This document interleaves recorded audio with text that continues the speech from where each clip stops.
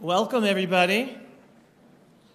And anyone who is a follower of my Pulse of Israel program, you will know that I'll give you the regular introduction. Welcome to the ancestral, biblical, beautiful homeland of the Jewish people, the land of Israel.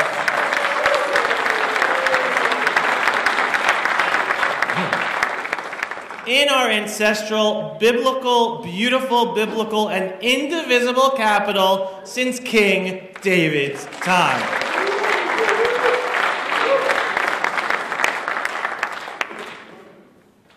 Some people might say, wait a second, that's so simple. Like, why is it so important that you say that? But no, so many Jews need to hear that themselves, just the simple truth about our story, about our reality, about the situation today. So yes, I make sure to say that each and every time I go live with a video. Let me introduce myself for those who are not familiar with me or my program. My name is Avi Abelo. Once upon a time, my partner and I, Avi Nadel, ran a very successful company with a website for Israel called the Israel Video Network, israelvideonetwork.com. We were one of the biggest websites in the Jewish Israel space, providing, since 2011, the politically incorrect truth about Israel. But the big tech gods, Google, Facebook, Twitter, all the rest, they didn't really like that. They didn't like the politically incorrect truth, which I basically told my partner when we started our business in 2011 that that day would come. And they basically destroyed our business overnight, just like that. From achieving 500,000 video views a day, we went down to almost zero overnight. Just one example of the censorship that we had to deal with, and this is back in the year 2016. We're now 2023. And this was 2016. One of our Facebook pages with over 500,000 followers, was deactivated because we posted an image that said it's called Israel, not Palestine. All right, this was 2016, before the censorship really went into high gear, but we knew it was coming. We were there. And this is what we've been dealing with since 2016. Today, I'm actually not as active on social media as I used to be. My company is, and 12 Tribe Films and 12 Tribe Films Foundation are also not as active on social media because me and all the work we do, our voices are one of the most censored voices about Israel on the internet today. That's what you get for trying to speak the politically incorrect truth. But I am a huge believer that everything is for the best, always for the best. If not having to start all over again, in a sense, we would have never launched the Pulse of Israel. And I wouldn't be standing in front of you here today with this very, very important initiative. So first of all, if anyone is not yet a subscriber to our Pulse of Israel daily video and podcast, now is a good time to go to the pulseofisrael.com website and click to subscribe. Because we are one of the voices out there trying to ensure that people do hear the politically incorrect truth, despite the price paid for doing so. So why are we here tonight? Well, let me explain with a little story. Back in March, just a few months ago, I was speaking to a group in New Jersey. And in my talk, one of the points I gave across was how pained I was. This was after the 3 pairs of siblings were murdered over a 2-month period, if I'm not mistaken. And I spoke to them how pained I was that this is happening, and this is a reality that we're dealing with for decades. It's not new. And yet, where are the voices of the leadership of the Jewish community? Because in a sense, the society, the environment, the Palestinian Authority, it's known. There is the Taylor Force Act. The U.S. government knows the Palestinian Authority gives money to terrorism, to support terrorists. It knows about all the wonderful work Itamar Marcus, who you're going to hear tonight, talks about and gives over to Congress about the Palestinian Authority-funded educational programs, television programs, teaching kids to hate Jews, to kill Jews, how to kill Jews. The U.S. government knows this. And in my pain, I said, I'm really pained that the Jewish leadership are silent and not calling out the stoppage of funding, of U.S. funding, to the Palestinian Authority. And everyone was, in a sense, nodding their heads. And then one guy raised his voice, and he started screaming at me, very agitated. And he started saying, I'm on the board of this and this organization. I'm not going to go there right now, but major Jewish organization. And we do so much for Israel, and we do this, and we do that. And I let him get off his chest what he had to say. But I said, listen, everything you're saying is great and wonderful. I'm just referring to the silence, that there is no voice. Our brothers and sisters are being killed. We're being attacked almost daily. And it's U.S. money that's being used to fund this terror, genocidal war against us. And yet the organizational Jewish world, including the organization you work for, are silent. But how can there be silence? And of course he continued arguing for a few minutes, but I didn't need to say anything, because the other 50 people in the room, then all of a sudden they got it. And they were all basically arguing for me, because they got it. Of course, he was in a situation that he felt he had to defend himself being involved in one of these major organizations. But everyone else in the room got it. So why are we here tonight? We're here tonight because I'm very pained, like, if not all of you, many of you, sad and mad, because in a sense, we are orphaned.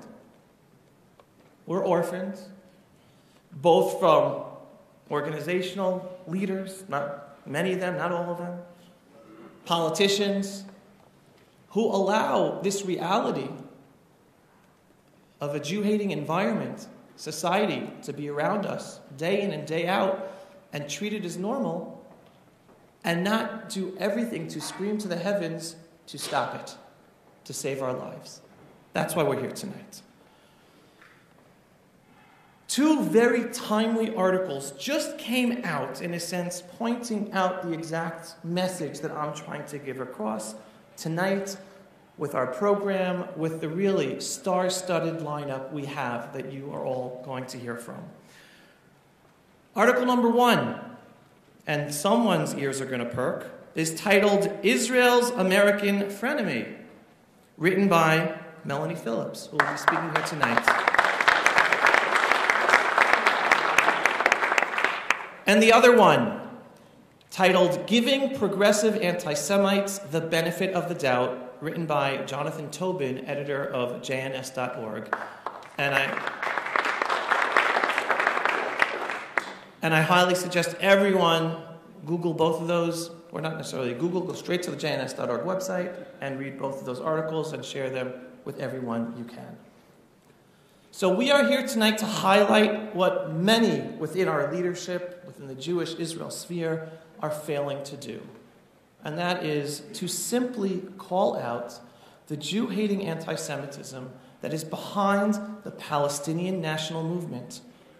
So that all of us here tonight, all of us watching all over the world, and I'll tell you where everyone's watching from, can be empowered to bring about the much-needed change to protect us all, not just here in Israel, but all over the world. You will hear critical information from our fabulous speakers tonight, and hopefully you will both leave confused and concerned about the following points, if not any others. Point number 1. How can the U.S. government pledge to fight anti-Semitism if it gives massive funding to the, if not the biggest, one of the biggest, anti-Semitic movements today that is behind both the Palestinian Authority and leadership and policy of UNRWA, that literally fund the next generation of genocidal Jew haters, whether in Gaza, Judea and Samaria, within Israeli Arabs, or all over the world via all their organizations. Where's the outrage to that? I don't hear an outrage. And that pains me. Hence we're here tonight. Point number 2. How can the Jewish state of Israel fight anti-Semitism? If the state of Israel gives massive funding to, again, one of the biggest anti-Semitic movements today, the Palestinian Authority. Point number 3. How are Jewish organizations and leaders protecting Jews around the world on college campuses or in the streets if they are silent about a very recent example of the problem? The United States government, including CARE, a Muslim Brotherhood organization that promotes Jew hatred, as a partner in the U.S. government's national plan to fight anti-Semitism. How? How? And where? Again, where's the silence? And finally, another point, how is the Israeli government supposed to stop the terror against us in Israel by just targeting individual terrorists or even individual terror leaders, yet ignore the need to put an end to the society and the infrastructure of Jew hatred created both under the Palestinian Authority and by Hamas, all with global funding?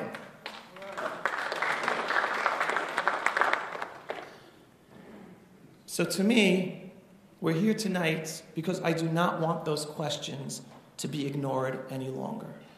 I don't want Jews, whether in Israel, whether in America, whether in Canada, whether in Chile, whether in Mexico, whether in Spain, or many of the other countries watching here tonight, I want people to feel the sadness and to feel the madness so that it's us that brings the change necessary within our leaders to do what is necessary and say what is necessary to make the change to save our lives. Now, we at the 12 Tribe Films Foundation, with the Pulse of Israel program, in addition to everything else we do, we want these messages from tonight, from, again, the wonderful, amazing speakers we're going to have, we want them to reach hundreds of millions of people and millions of people so that, again, we can bring about the change necessary. It's not just about you sitting here listening, and it's not just about the people watching online wherever they are around the world.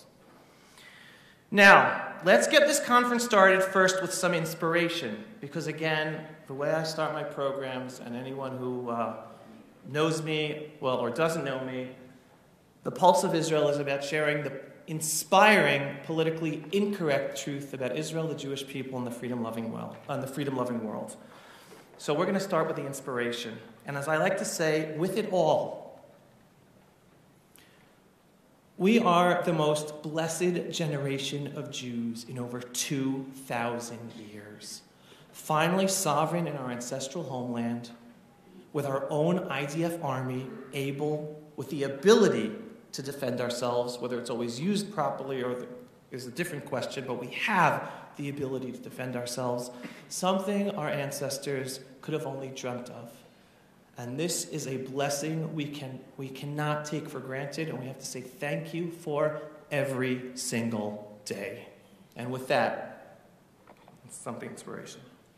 יהודים, עם ישראל, שכחנו מי אנחנו?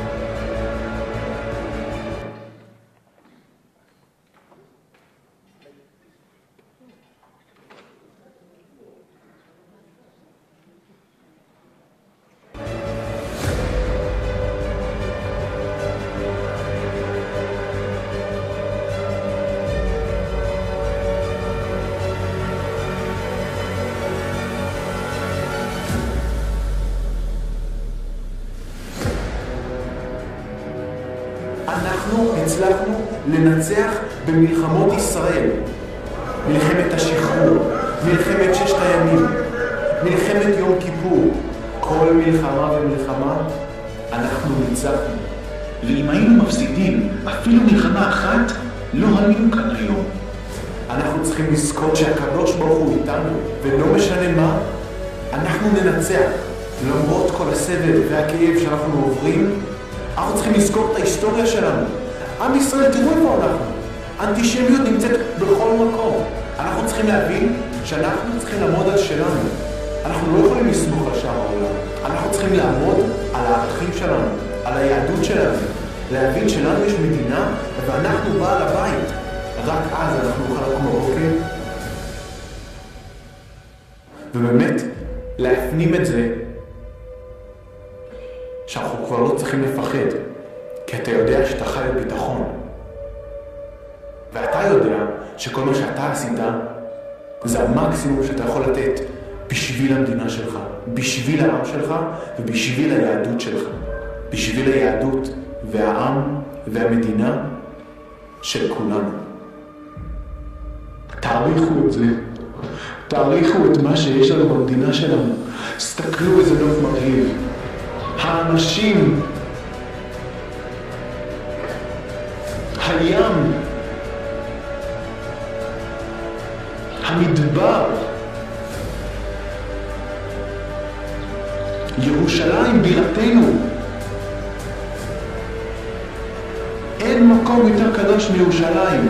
איזה יופי, איזה מהמם, מדינת ישראל. אנחנו צריכים להעריך, להתעורר, להפנים. זה שלנו.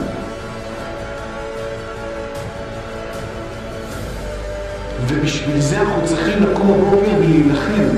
בשביל זה אנחנו צריכים לקחת את עצמנו ולהבין מה אני יכול לעשות כדי להבטיח שזאת תהיה המדינה שלנו. אנשים נלחמו, קידשו את נפשם בשביל שיהיה לנו מדינה. אנחנו צריכים להתאחד, להתחזק, להרבות שלום בין כולנו. תלכו למדינה שלכם, איפה שיש לכם את הדגל שלנו, תוציאו אותה בגאווה, תניפו אותה בכל מקום. תהיו גאים במי שאתם, תהיו גאים במי שאנחנו. עם ישראל.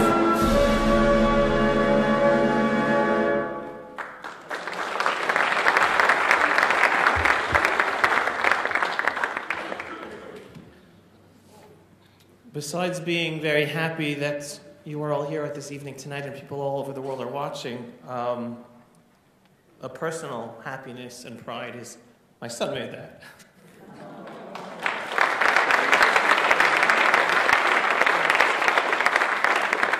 Before I introduced our first speaker, I just want to say a few thank yous at the start of this very important evening. First of all, a huge thank you to the one above for everything. Next, a big thank you to the donors who helped make this conference happen, to the sponsoring organizations, including the Yes Israel Project, Canadians for Israel's Legal Rights, Save the West, Canadian Anti-Semitism Education Foundation, and Rabbi Kosberg's Matthias Project. And especially to all of you here today and watching online.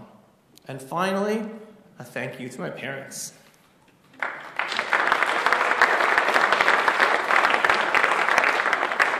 For just being you. Now, to let you know, countries watching the live stream right now include people in Israel, United States, United Kingdom, Spain, Ireland, Canada, Czech Republic, South Africa, Scotland, Chile, Panama, Switzerland, Romania, Australia, Netherlands, France, Chile, Malta, Germany, Brazil, Sweden, Trinidad and Tobago, Philippines, Denmark, Ethiopia, Mexico, and this is just according to the registrations. The last time I looked, like at 10 o'clock this morning, and many people have signed up since, so it could be many other people all around the world, but just know, none of you are alone. We're all in this together, and we're all calling upon our leaders to wake up and provide the voice so necessary that we're all waiting for. Finally, a special thank you to my staff, and especially to Rachel Moore, who helped me put this conference together. And my sister Shira, who as well helped everything. And a final thank you to a huge friend and supporter who truly believes in the important work that I'm doing, that without his support, this event would not have happened at all, believe it or not, even though I haven't totally explained it to him, and that is a neighbor and a friend, Avram Deutsch. And anyone who needs any U.S.-Israel tax information, Avram is the man for you. And if you haven't made Aliyah yet and you're thinking about it, contact Avram, he'll help you with your taxes. Now, to begin with our first speaker, we have Itamar Marcus, the founder and director of Palestinian Media Watch, an Israeli NGO that studies Palestinian society by monitoring the Palestinian Authority's Arabic media and school books. PMW analyzes Palestinian Authority culture and society from numerous perspectives, including studies on summer camps, poetry, school books, religious ideology, and television. Since 1996, PMW reports have played a critical role in documenting the contradictions between the image the Palestinians present to the world in English and the messages to their own people in Arabic. Palestinian Media Watch research has been a key factor in understanding the Palestinian Authority, and right at this moment, or just little moments before, a few days ago, he was presenting this exact presentation to Congress, which is a huge, huge step and good information. And that's why last minute he was not able to be here. So please put on the video. Good evening, everyone. I want to thank Pulse of Israel and thank Avi for this important initiative. I thank you very much for inviting me. With that, I want to apologize for not being there in person. I was invited to appear at a hearing in Congress and the Foreign Affairs Committee on the same topic of anti-Semitism.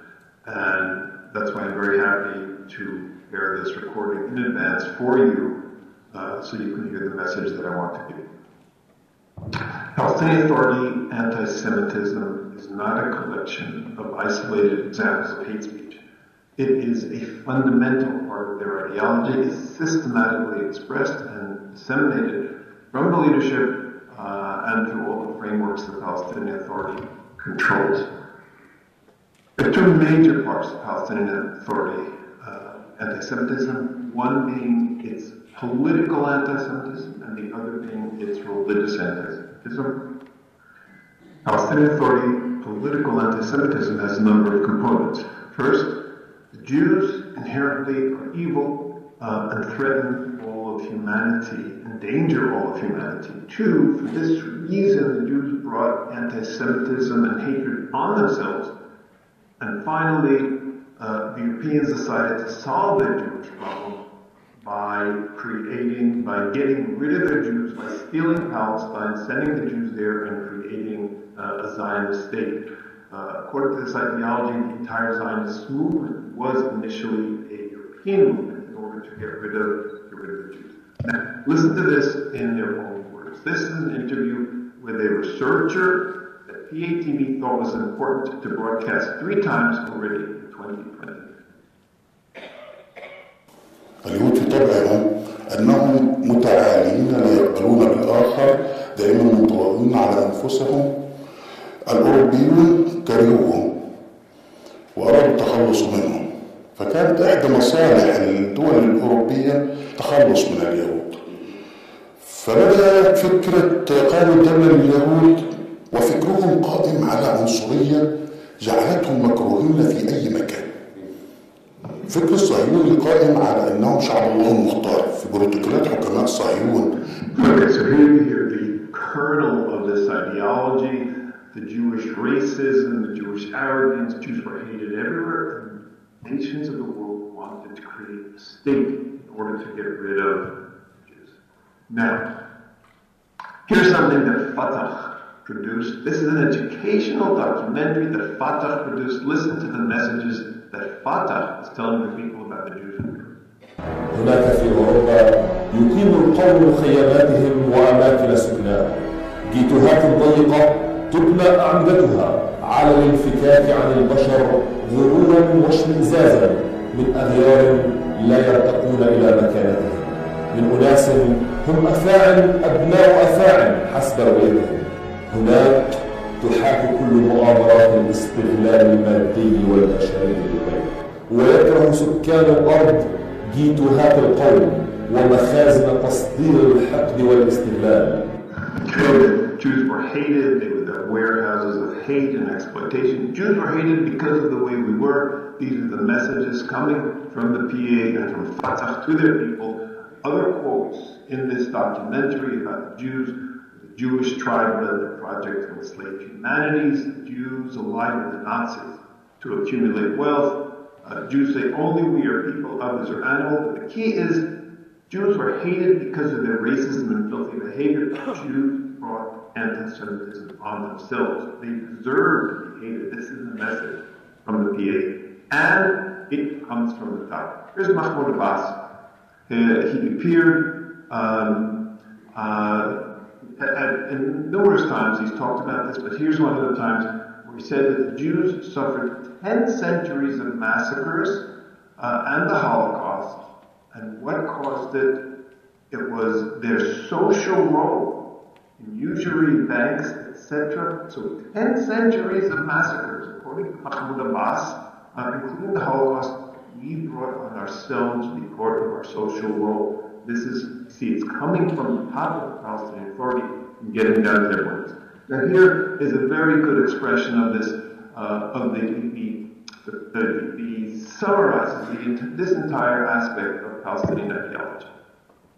كان اليهود بيزداد نفوذهم سواء في بريطانيا أو في سائر أوروبا، كانوا مكروهين بشكل عام من الشعب، فكان لازم إنهم يخلصوا منهم، ولكن بطريقة تتوافق مع مصالح بريطانيا بإنه هم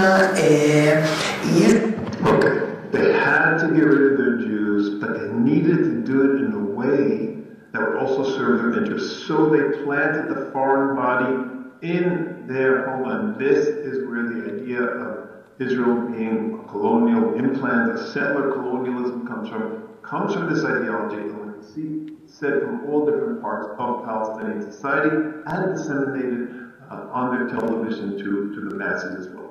Now there are other parts of anti-Semitism and other libels. I want to just give you two examples of this, just to give you a sense of how evil. This is very current. This is just earlier this month.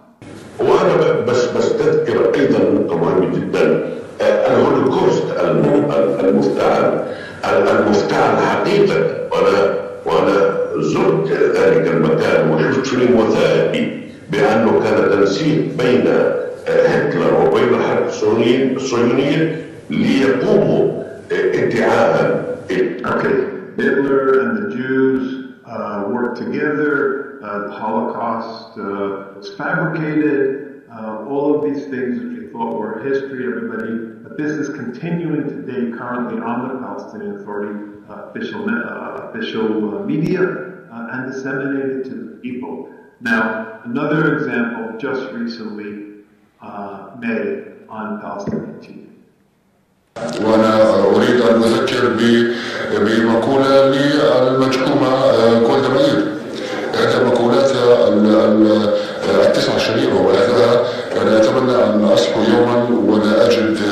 Of course, Golda Meir never said this.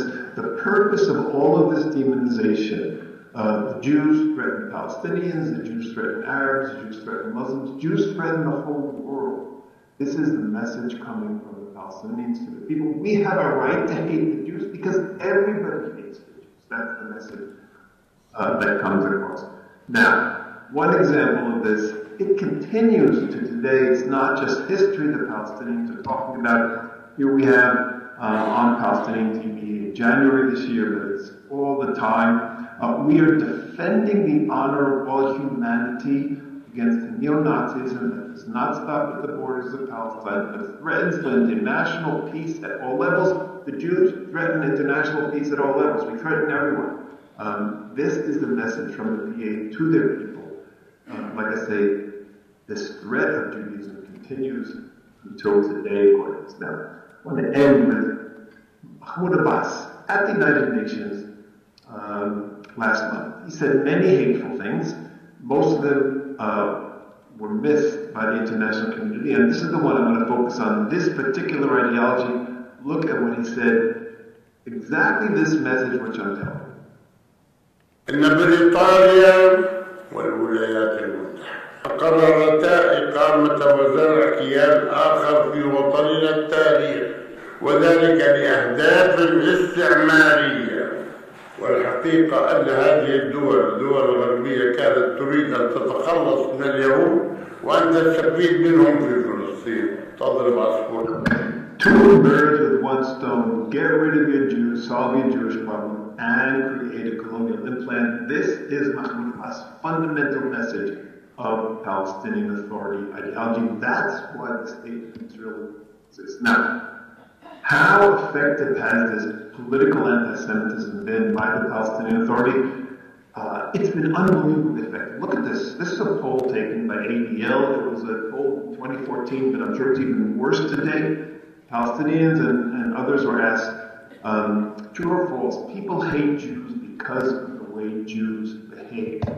And look what Palestinians said to Jews. 87% of Palestinians said it's probably true. Jews are hated because of the way we behave. So we see here the input and the output. We see the message of the Palestinian Authority to the people, and we see how this is impacted on the Palestinian Authority. Not only we Palestinians hate them, but everybody hates them. Now, we also see that these messages of the PA are becoming part of the fundamental part of international anti-Semitism around the world. I'll give you one example. City University Law School graduation last month, this month. Fatima Muhammad spoke there and made a lot of noise. She talked a lot of hate speech, but the important thing I want to stress here, Israel is a project of settler colonialism. What does that mean? It's exactly what you're hearing. It was the Europeans who decided to create Israel. The Jews have no history in the land. They would have never gone there, but it was the Europeans who decided to create a colony in Palestine. Now, this brings us to the religious anti-Semitism, which really gives, I would say, Allah's stamp of approval for hating Jews. It's not just politically something you think about, but this is something that Islam is telling you to do as well, and that's why this is so. This person you're going to hear now is the most important religious leader in the PA, Mahmoud al-Abbas, Abbas's advisor on Islam and head of the Sharia courts. أدنى هذه الواجبات على الأقل أن يسار حتى لا يبقى نهبا لقطعان سائمة من أشباه البشر، من أناس أو مخلوقات خلقه الله على هيئة البشر. هؤلاء من لعنه الله. Okay, Jews are cursed. Jews are subhuman. We're actually humanoids. Allah created us in the form of humans, but we're actually descendants of apes and pigs. This is coming from the top religious figure from the Palestinian Authority. If you kill a Jew, you're not even killing a human being. That's what he's telling you. Beyond this, at different times, he's come on TV and said explicitly why you have an obligation to kill Jews. Listen to him on Palestinian TV quoting from the Quran. اقتلوهم عائدة على المعتدين، ولا تعتدوا إن الله لا يحب المعتدين واقتلوهم. المعتدين اقتلوهم.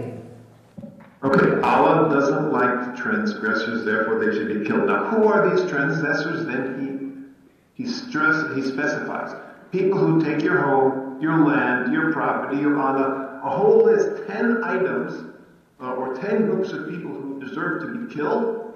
All of these are accusations that he said, and they all say regularly about Israel. We took their land, we took their homeland, we took their rights. They say this all the time, and here he's giving the Quran's evidence. God doesn't like them. He says, kill them.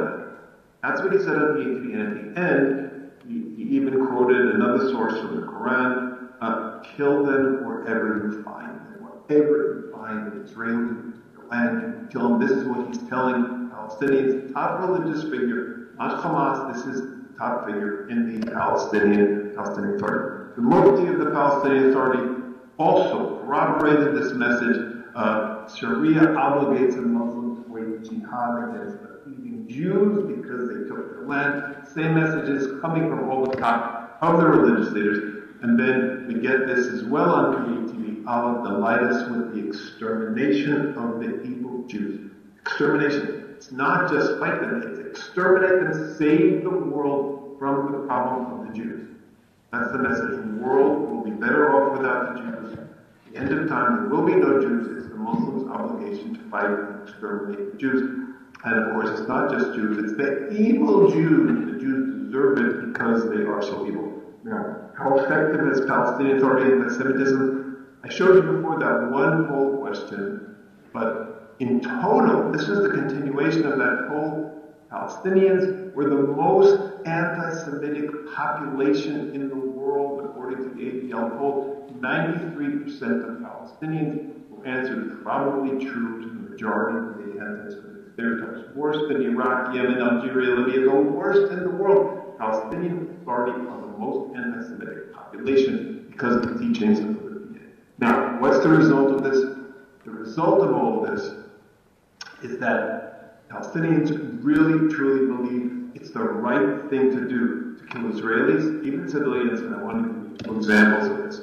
First, earlier this year, 2 terrorists who murdered Israelis were released from prison. Abbas, who murdered an Israeli soldier only 40 years ago. They were released because they were serving over 40 years. And Abbas called one of them the day he was released. أنت وكريم قامات كبيرة بالشعب الفلسطيني، نفتخر فيكم وبنعتز فيكم وبنقول الله يعطيكم الصحة وأنتم نبراس. Okay, it's just not imaginable. Here's Mahmoud Abbas, who's supposed to be the moderate, telling these murderers that you are role models of this nation, models of the people, icons of the Palestinian people. Why? Because they did a cold-blooded murder of an Israeli. And the final example I'll give you is just the example of the recent tragic murder of Lucy, Maya, and Rina D. It shocked everyone in Israel, it shocked many people around the world, but how does the Palestinian Authority feel about this? Well, when Israel killed the terrorists who did it a month later, the Prime Minister of the Palestinian Authority, Mohammed Shtaya, put the pictures of the terrorist murderers on his Facebook page, and he wrote, "Glory and eternity to our righteous martyrs." Righteous, the murder of these 3 women was a righteous deed according to the Prime Minister of the Palestinian Authority. Fatah, on their Telegram account, put the pictures of the 2 terrorists, they called the heroic jihad fighters. This is heroic. Killing 3 innocent women, civilians, without any defense is heroic according to the Palestinian Authority, and it's righteous according to the Prime Minister. Why? If you understand the anti-Semitism, understand this is what they believe God wants them to do, that's the only way to understand this. So what we're saying is that Palestinian Authority anti-Semitism absolutely plays a fundamental message in the PA. Demonizes Jews, it demonizes Israelis, the entire world hates them, not just us. We have to clear the world, and Allah wants us to do it as well. Therefore, even the killing of civilians is considered to be righteous and heroic according to the Palestinian Authority. Anyone who would like a copy of this presentation, please write to us and I will send it to you. Thank you.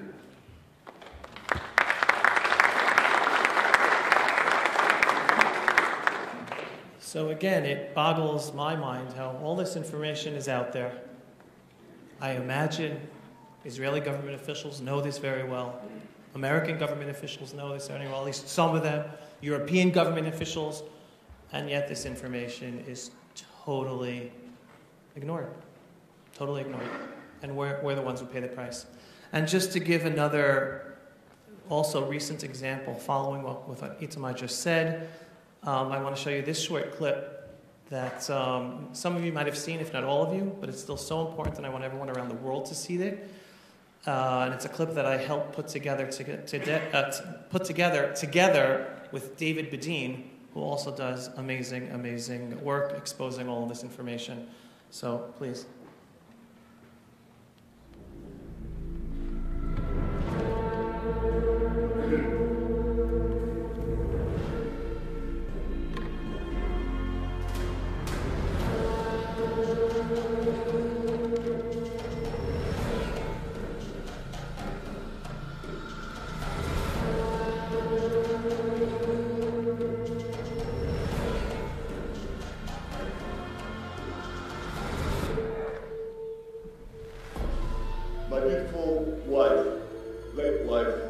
Lucy, and I have tried to bring up our children with strong moral values, helping others, caring for others, building community.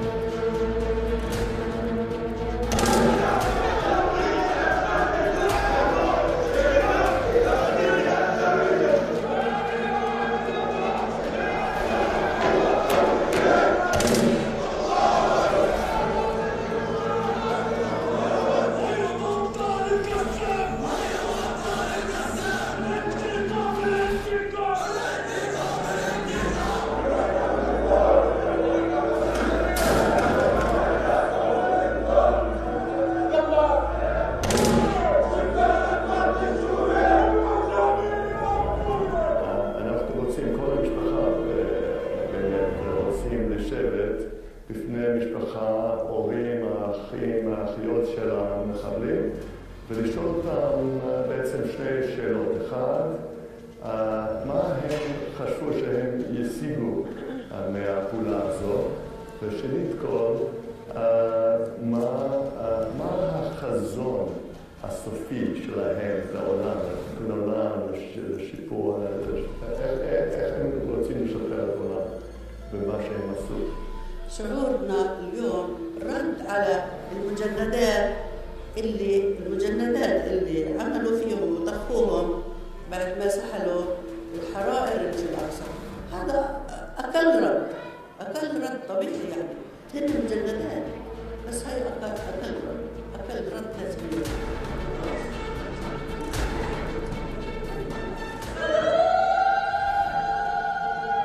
انتم مجرمين يا سيد، ولكن انتم بتكونوا تحكوا عن اجرام. وانت يا سيد مجرمين، انت اول واحد كنت حامل السلاح طلقنا. انا جيت الناس تحت الزيتون هو هذا منكم 48. طب الاقصى شو بخصكم فيه؟ ما هو إلنا. شوفوا اجوا علماء الاثار تبعونكم على الاقصى وقالوا لكم لا يوجد لليهود شيء في الاقصى. ومع ذلك بدكم تهدموا الاقصى. انتم إسرائيليين، انتم صهاينة جيتوا من برا. لذلك عن انفسهم عن هذا. All world religions believe we have the power to differentiate between good and evil, so that we can choose to do good. And if we choose to do good, then we make the world into a better place. And Baruch Hashem, thank God, I believe that Tali, Karen, and Yehuda will do just that in their lives and pass those values down to their children and hence play their part in building a better world. This anonymous terrorist with the Kalashnikov, what did he achieve? A temporary victory? Some Nazi can carve into his gun? Where's his future? Is he spending time with his children to teach them decent life values? The terrorist is always bad. Evil is about destruction.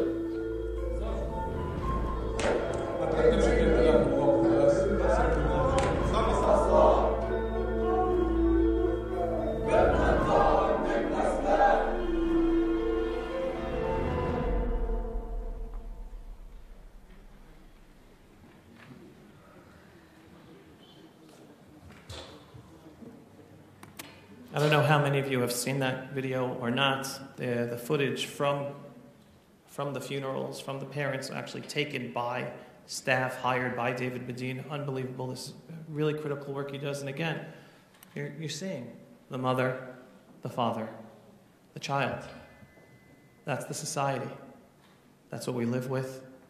That's what's ignored by too many of the people we're supposed to be looking up to be protecting us. Now I want to introduce to you a powerful voice of truth and reason, someone who I am blessed to both call a friend and to have had the opportunity to do many programs with, Melanie Phillips.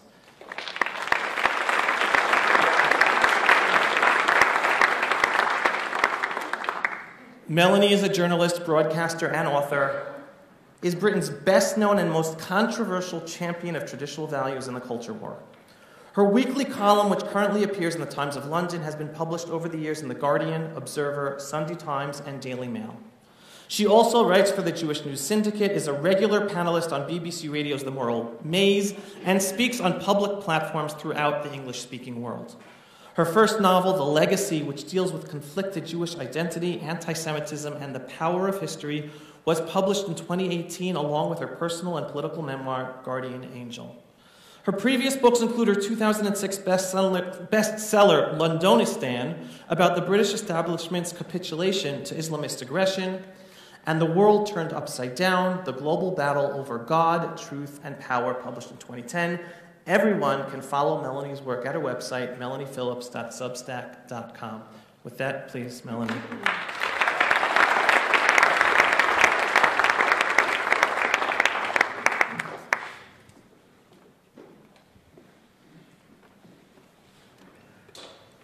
Good evening, everybody. Erev Tov. Thank you very much indeed, Avi. It's a great privilege to be here this evening to speak about this very important topic and to follow the incredibly sobering and terrifying presentation by Itamar Marcus. Those of you, if there's anybody here who's never seen or read the stuff that he produces on Palestinian Media Watch, it will have come as a tremendous shock. It doesn't shock me because I read it virtually every day, and yet it does shock me every single day, the depths of evil that one is facing there. So it begs the question, it provokes the question that we're all here really this evening to discuss. Because for years, those of us who support Israel have asked why its case has never been put effectively in the world. Why it is that the false and murderous Palestinian Arab narrative is accepted by so many as true.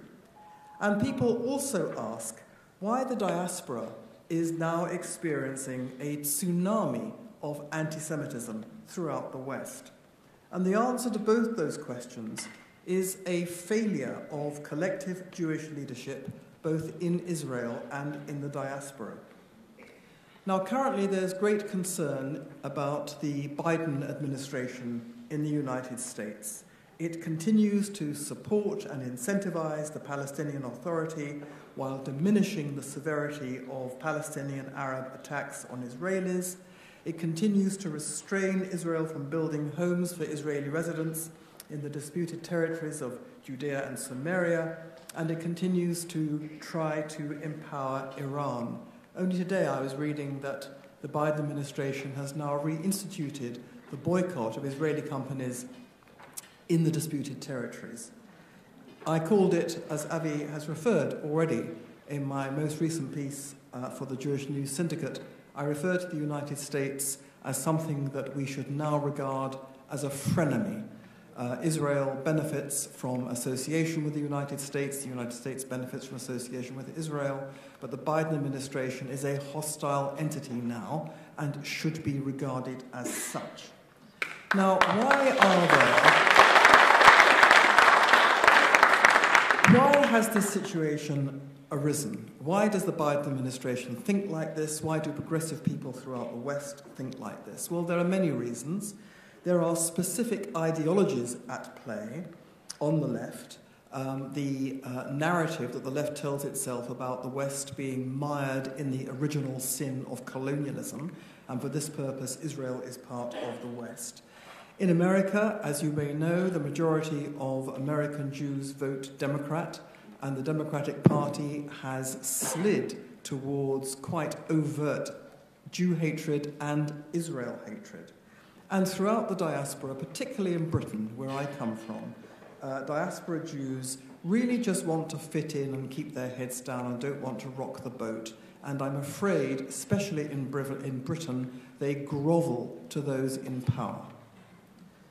But the problem that I am discussing has at its roots something which goes back a long, long way, far, far before the Biden administration, and even among American administrations that have been sympathetic to Israel. because successive American administrations have perpetuated the delusion that the Middle East conflict, so-called, is a dispute over territorial boundaries between two sides, each with a legitimate claim to the land. Even George W. Bush, the president who was so remarkably friendly and well-disposed towards Israel, even George Bush said the Palestinians were entitled to a state of their own. Well, if they ever were entitled to a state of their own, surely after their behavior for the best part of a century, that entitlement is now forfeit in any decent world. And in any event, they never were entitled in the first place, because the idea of their entitlement totally ignores the fact that only the Jewish people are entitled to this land in its entirety, as dictated by history and as enshrined in international treaty obligations and other instruments of international law which pertain today, which date back to the 1920s. This fundamental error of perception is the reason why Israeli residents of the disputed territories are excoriated as illegal settlers who are preventing a two-state solution to the conflict. In fact, as we know, the Arabs have been trying to exterminate Jewish residency in the entire land of Israel for the past century, decades before the 1967 Six-Day War liberated Judea and Samaria from illegal Jordanian occupation. Now, the progressive world simply cannot and will not admit that they have got this so completely wrong. They cannot and will not admit that this conflict is anything other than a dispute over land boundaries between two sets of people entitled to the same patch of territory. And this is in part because of the liberal fantasy that all conflicts involve rational actors and therefore all conflicts can be solved by negotiated compromise. Well, it's not a situation that requires a negotiated compromise, and negotiated compromise would be the end of Israel.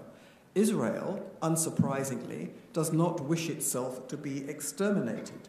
Since Israel resists the attempt to exterminate it, the Biden administration and much of the West regard Israel as the problem, since they have conceived the problem as one which must have a negotiated compromise between two entitled parties. So it punishes Israel while rewarding Israel's attackers. And this mistake over the roots of the conflict are not just a mistake that dogs administrations of different persuasions. It's not just a mistake which informs appalling prejudice and attacks against Israel and against the Jewish people. It's actually much more fundamental. This mistake made by the West is the reason why this conflict continues without end. This mistake was first made in the 1930s by Britain, which then held a mandate for Palestine, under which it was bound by international treaty to settle the Jews throughout what is now the State of Israel, the disputed territories, and Gaza. And in the 1930s, Britain reneged on that obligation by offering part of the Jews' entitlement to the land to the Arabs in response to their attempts to exterminate the Jewish presence altogether. In other words, it was a concession designed to reward terror at the expense of its victims. It's not rocket science. If you reward terror at the expense of its victims, you get not peace, but more terror, as terrorists and their backers realize that all they have to do is ramp up the violence, and the more they ramp it up, the more concessions they will get. And that has been the case in the Middle East at the hands of first Britain, then Europe and America, since then. since the middle of the last century. And yet, with varying degrees of virulence, this is the progressive narrative throughout the West. Now, in my view, Israeli and Jewish leaders need to say very clearly and very frequently that history shows that the Jews alone are entitled to the land, that Israel has international law on its side. Many, many people in Britain, and I'm sure elsewhere, believe that the only reason the Jews think they're entitled to the land is because of the Bible. And who believes in the Bible? They have absolutely no idea that there was actually a historical reality of a Jewish kingdom in this land, and that the Jews are the only people for whom this land has been their national kingdom as a people. So why don't Israeli and Jewish leaders say this? Well, in the diaspora they don't say it because many Jews in the diaspora don't actually believe it. They don't actually believe that the Jews alone have the rights to this land. Even some of those Jews who have homes here and who consider themselves Zionists. Israel doesn't say it for a number of reasons. First of all, in my view, from what I have seen and heard over the years, Israelis at the highest level do not understand the roots of the Western mistake about Israel, and they do not understand or appreciate the depths of the dislike, disdain, and hatred for Israel. In Britain, I see diplomats arrive who have been prepped about British anti-Semitism, and they are shocked. They have absolutely no idea what has then hit them. So Israelis don't understand what they're up against. They don't want to open what they consider to be, and I've heard this said to me, a can of worms. What do they mean by a can of worms? Well, I think they mean, well, we kind of went along with Oslo, and how can we now turn around and say, actually, they really just want to kill us all? They can't. Well, in fact, they can, but they won't. So that's a problem. Then they have other more pressing issues on their plate. Well, who can not sympathize with that? They've got Iran, they've got Hezbollah, they've got the Hamas, they've got Palestinian Islamic Jihad. I mean, why do they want to have their heads filled with all this problem about what people think in the West? I get that, but it's wrong. And finally, and the most tragic reason, in my view, is that they say, what, you think that we're going to persuade anybody in Britain after what they did to us in Palestine? What, you think we're going to persuade anybody in Europe, the graveyard of our people? Anti-Semitism is endemic in the West. There is absolutely no point whatsoever in our trying to say anything at all. I don't know about Europe, but I do know about Britain.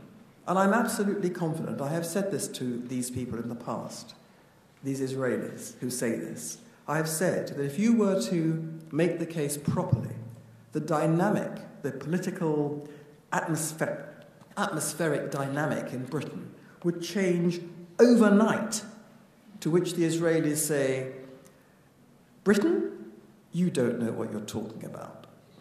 Okay. The fact is, it's very hard indeed for diaspora Jews to be more Zionist than the Israelis. And there's another important omission as well, and this touches on the presentation by Itamar. Through a combination of ignorance and fear, Jewish leadership in the diaspora and in Israel refuses to call attention to the fact that the Muslim world is an engine of Jew hatred in the West. They fail to tell people that the Palestinian Authority, the supposedly moderate partners for peace who we are told are entitled to a state of their own, they fail to tell people that the PA pumps out Nazi and medieval-themed genocidal incitement against Jews as Jews every single day, as we have just heard. People in the West believe that Islamic Jew hatred is the result of Israel's occupation. But of course, this long predated the very existence of the State of Israel, let alone the so-called occupation after 1967. In the 1920s, the then Grand Mufti's call to arms against the Jews, which ignited pogroms in this land, was to defend Al-Aqsa against the Jews' supposed aim of destroying it, the very same claim made by Mahmoud Abbas today. Islam holds that once Muslims control a piece of territory, it is always Muslim, it is sacred to Islam, and it cannot be ruled by anyone else. Ridding that territory of interlopers, so-called, is perceived as a holy war. As Itamar has implied, they consider that they are doing the work of God himself. Clearly, this is not a land dispute. Clearly, this is the crucial core of the reason for the undying war against Israel. Yet, the Jewish world fails to say this. Israel fails to say it. It prefers to present what's going on as a war for land, even an extermination over land. It doesn't say what lies behind that war for the entire land. Once upon a time, I was told by an Israeli who I said, I don't understand why Israel doesn't go on about this the whole time. I mean, it's basically the same thing the West is facing, but Israel is up against it, in its face, as it were. Islamic fundamentalism, fanaticism, religious fanaticism, jihad, holy war. Why don't you say it? I said to this person. And he said, are you crazy? It would be far, far too frightening for us to believe that we were up against 1.6 billion Muslims. And I said, well, of course it's terrifying, but do you really think that if you deny what you're up against, you're going to win?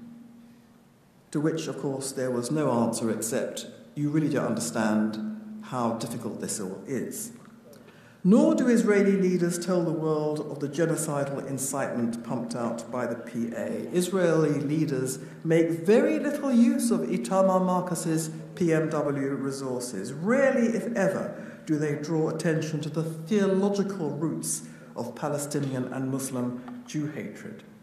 In the diaspora, in Britain, Jewish leaders never mention PA anti-Semitism. They never also mention the disproportionate involvement by Muslims in attacks on diaspora Jews in Britain and elsewhere. As a result of this silence, the embrace of the Palestinian narrative of Jew hatred has had an enormous effect in making anti-Semitism on the left respectable. And yet, in Britain, if one draws attention to this terrible fact, one is called by the Jewish community leadership Islamophobic. Now, failure to utter these truths has meant that the Jewish leadership in both Israel and the diaspora has allowed the enemy to set the terms of the argument.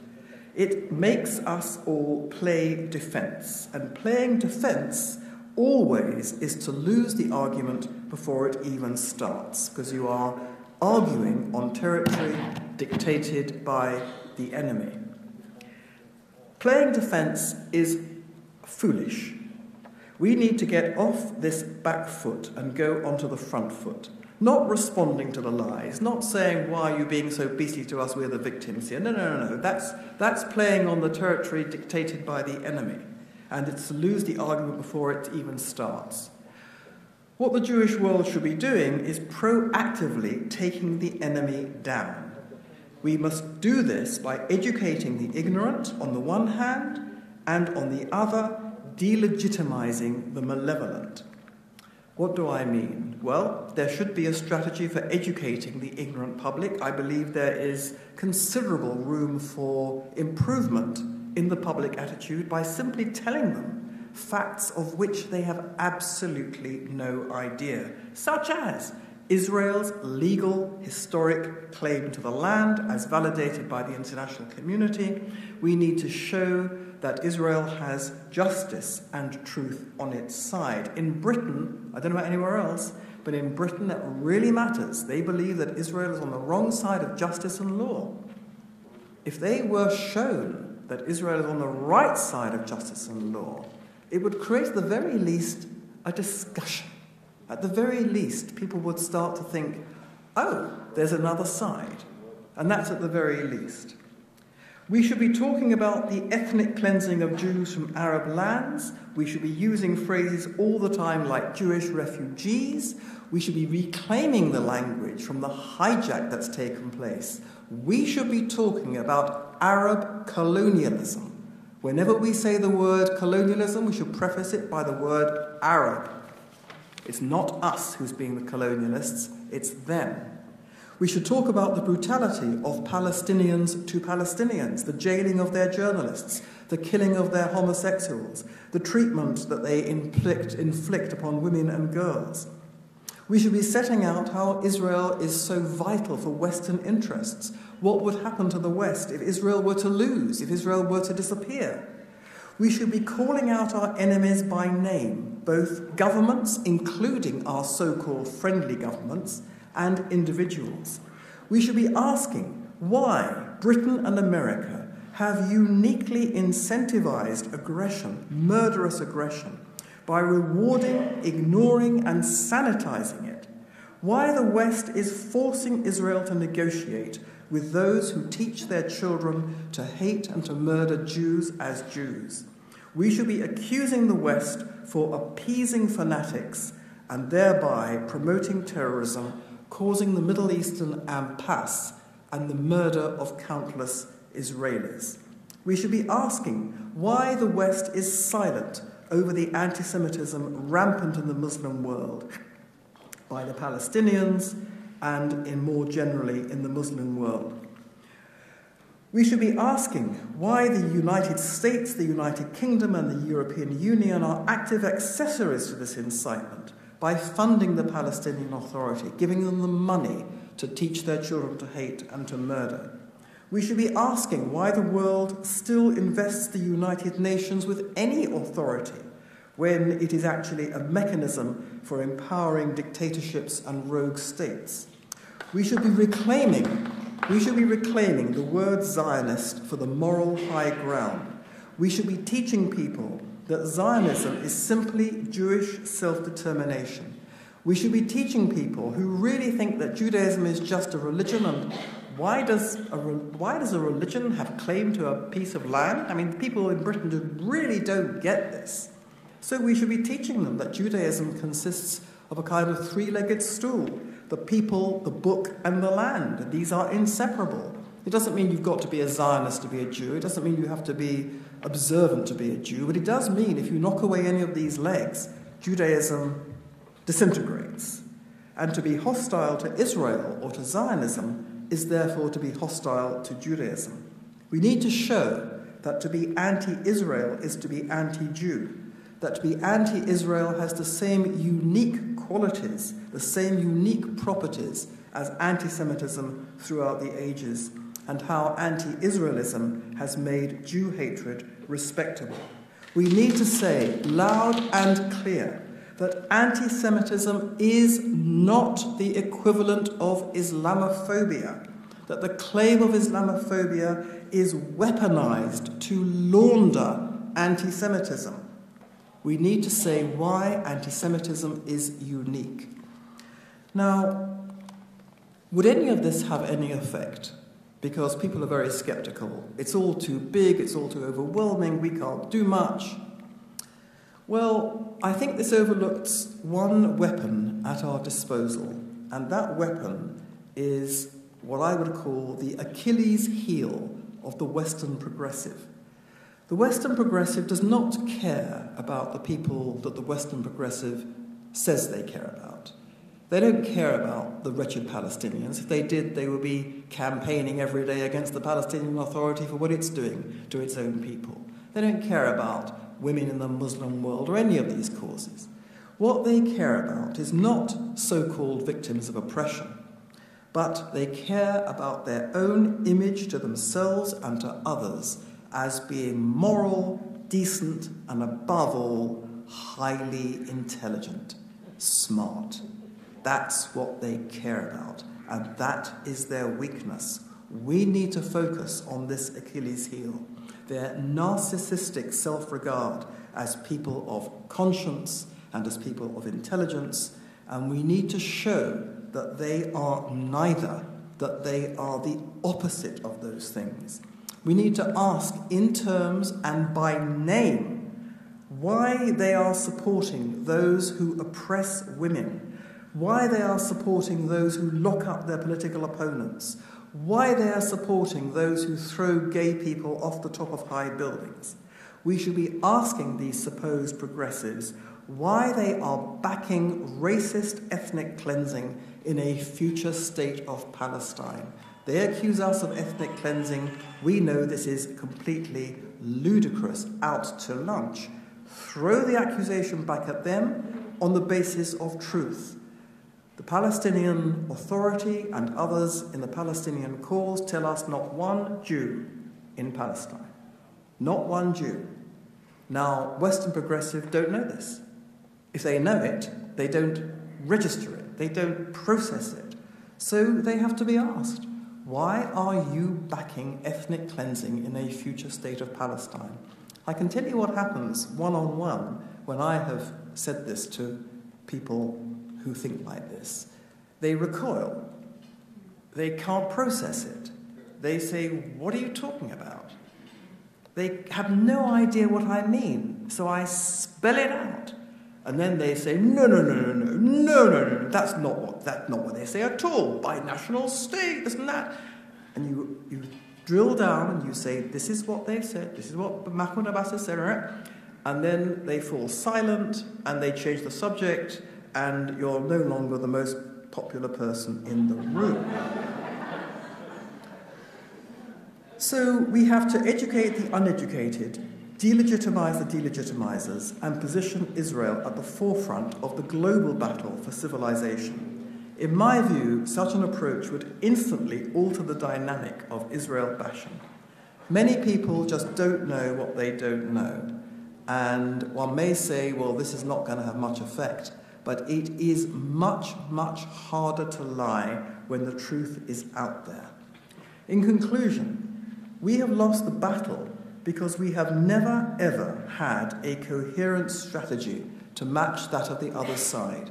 The other side has poured over decades millions, possibly billions of dollars into seeding the lie, the big lie, throughout the credulous intelligentsia of the West.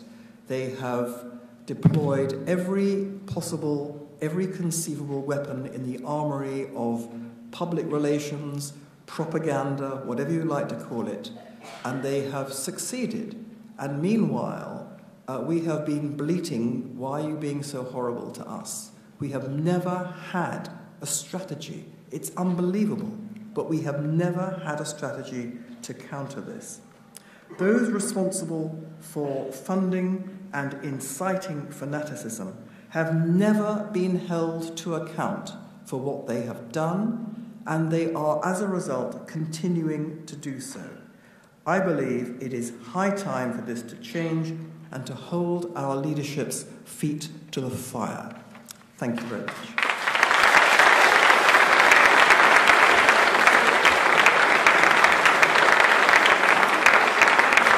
Melanie Phillips, everybody, one of the very powerful and necessary voices, not just for the Jewish people, but for the freedom-loving world today. Before I introduce the next, also just as powerful voice, I just want to share a short story, personal story, that highlights the truths that are totally ignored. Anyone here familiar with the IDF program called Nativ? Nativ? Okay, Nativ is the IDF conversion program where when soldiers who are not Jewish according to Jewish law have the opportunity to convert and go through a conversion process while they're serving in the IDF. So my wife and I and our children, every few months, at least before COVID, we used to host Nativ IDF soldiers at our home for Shabbat to give them the Shabbat experience. So usually most of the IDF soldiers, part of the Nativ program, are either Russian or Ukrainian, 99.9% of the time. We always go around the table and we ask their names, what their stories are, etc. One Friday night, We were going around the table, Maxim, Igor, whatever, and then one guy says his name is Muhammad. I'm like, whoa, okay, Muhammad, what's your story? Where are you from? And again, I'm expecting, okay, an Israeli Arab, for whatever reason, wants to convert. Amazing, right? He's from Gaza. I'm like, okay, wait a second. I've got to take a step back here. Why, at our Shabbat table, do we have a Muslim from Gaza who's not only serving in the IDF, but converting to be a Jew? So I'm like, Muhammad, tell us your story. And he said the following. His father was an employee of the Palestinian Authority in Gaza. He and his 3 brothers, there were 4 brothers, all grew up in Gaza. The year 2007 came around, and anyone familiar with modern Israeli history, unfortunately, after the state of Israel expelled the 10,000 Jews and destroyed the 21 Jewish communities, well, and that was in 2005. In 2007, Hamas had a military coup against the Palestinian Authority. And the Hamas basically were throwing Palestinian Authority officials off of roofs, killing them, hunting them down in the streets, etc., etc. So Muhammad's father, his life was in danger. And he understood that Hamas was trouble for Gaza and for the Arabs in Gaza. So he secretly helped Israel and the IDF, like giving targets and information. So his life was even more in danger, and their whole family's lives were in danger.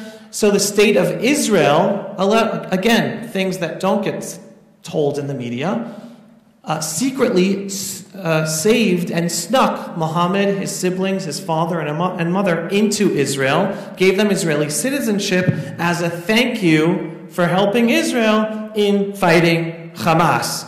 Okay? And in a sense, we saved their lives. So Muhammad said, as a thank you to the Jewish state of Israel, he is the youngest of 4 brothers. All 4 of them served in the Israeli army. Right? They realized all their lives they were taught that Jews are evil, that Jews want to kill them. And in real time, they got to experience reality that the ones who wanted to kill them were their own brothers, cousins, neighbors in Gaza, their fellow Arab Muslims. And it was the Jews, the Jewish state of Israel, who saved their lives. So I'm like, okay, wonderful, Muhammad. So you and your brother served in the Israeli army. Why are you converting to be a Jew? You don't have to do that. You can be an Israeli citizen, be an Arab, be a whatever. And he goes, again, all 3 of my older brothers converted, and now I'm converting. And it's because we understood that everything we were taught all our lives in the name of Islam was a lie. And you, the Jewish people, care about life, care about living, care about our lives, and we want to be part of the Jewish people. And one of the most exciting phone calls I received in my life was the phone call from Muhammad when he passed his test of the rabbinate and officially became a Jew. And that, sure, please clap.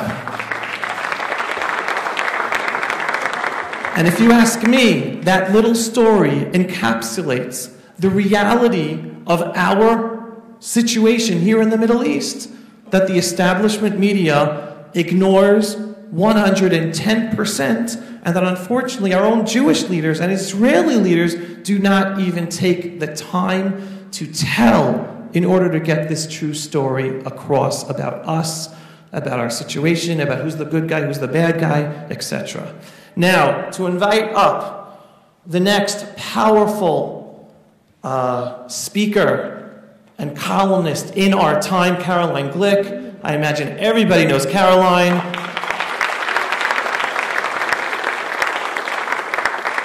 Senior contributing editor at JNS and a senior columnist at JNS and Newsweek. Also a diplomatic commentator at Israel's Channel 14. Caroline serves as Senior Fellow for Middle Eastern Affairs at the Center for Security Policy in Washington, D.C., and a lecturer at Israel's College of Statecraft in Jerusalem. She is the author of The Israeli Solution, a one-state plan for peace in the Middle East, and Shackled Warrior, Israel and the Global Jihad. A widely sought-after lecturer, Caroline Glick has briefed policymakers from Washington to Canberra, military commanders in Israel and the U.S., and general audiences worldwide. She has received multiple awards for her journalism as a captain in the IDF from 1994 to 1996. Caroline was a core member of Israel's negotiating team with the PLO and served as assistant foreign policy advisor to Prime Minister Benjamin Netanyahu from 1997 to 1998. She is the author of The Israeli Solution, and she lives in Efrat with her husband Shimon Suissa and their sons Yoav and Shiloh. Caroline, the stage is yours.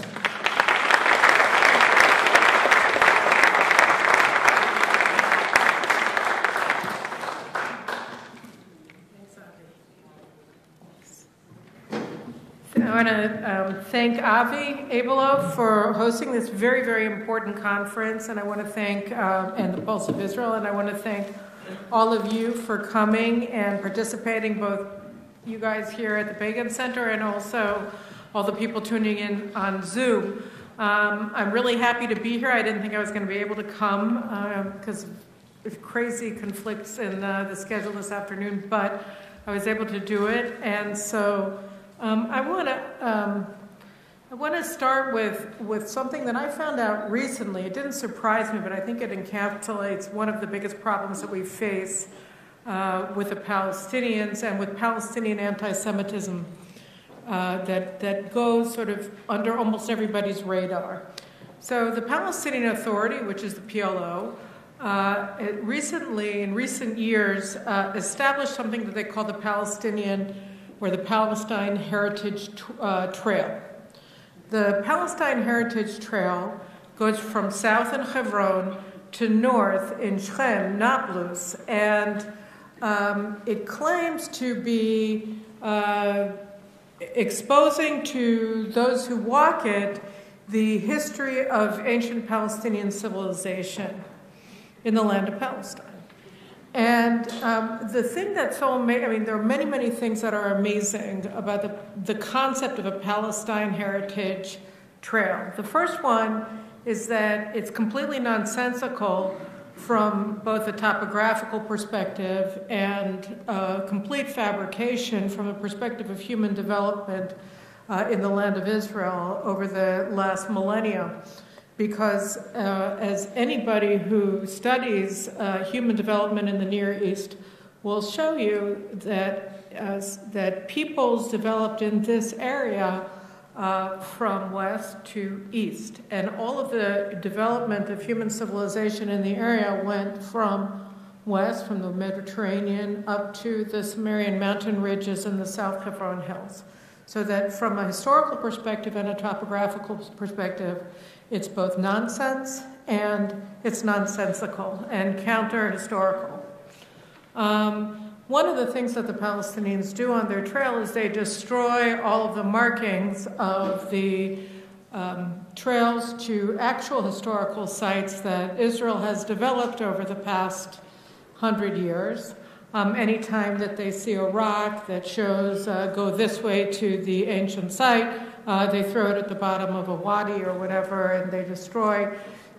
You can actually go through Judea and Samaria, and you see that everywhere that the Palestinians control, they systematically annihilate the historical record by bulldozing Jewish heritage sites. And really, anywhere that you go in the entire land of Israel, and certainly in Judea and Samaria, which are the cradle of Jewish civilization for the past 3,000 years, or 3,500 years from the time of Joshua, and even before that, in the time of Abraham, as we see in the cave of the matriarchs and the patriarchs in Hebron, every single square centimeter of this land, you just dig a few centimeters below the surface and you see artifacts attesting to Jewish history here.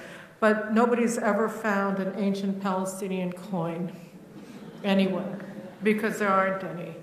And so you can see in the north Joshua's altar, which actually was proven to be, in fact, the place that is described in the book of Dvarim, the book of Deuteronomy, where Joshua assembled the tribes of Israel and gave a burnt offering. All of this, it was excavated, and it was shown that even carbon-14 dating of the altar showed that all of the bones were from the period of Joshua, and that all of the bones were of kosher animals, so that in every respect the biblical account was authenticated.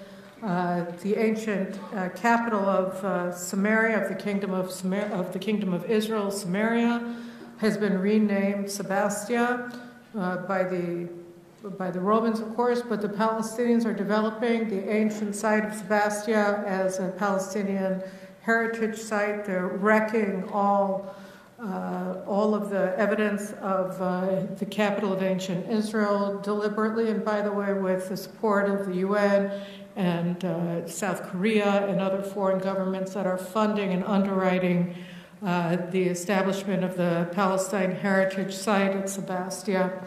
And you see this all over Judea and Samaria, from north to south, from west to east. You see that the Palestinians, and of course we saw this in Jerusalem, the Temple Mount, where they systematically sought to destroy the historical record of the temples in Jerusalem through whole-scale archaeological destruction, both when they excavated mosques there and also just as an act of historical terrorism against really one of the most important heritage sites in the entire world, because it's not only the cradle of Judaism, it's the cradle of Christianity and the cradle of Islam.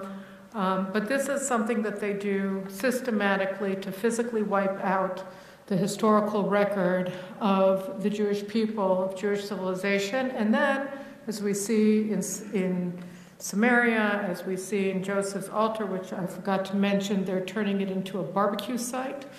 And every other ancient and, in some cases, holy sites that they control, they are taking action to physically wipe out the historical record and then appropriating those sites to a non-existent Palestinian heritage in the land of Israel.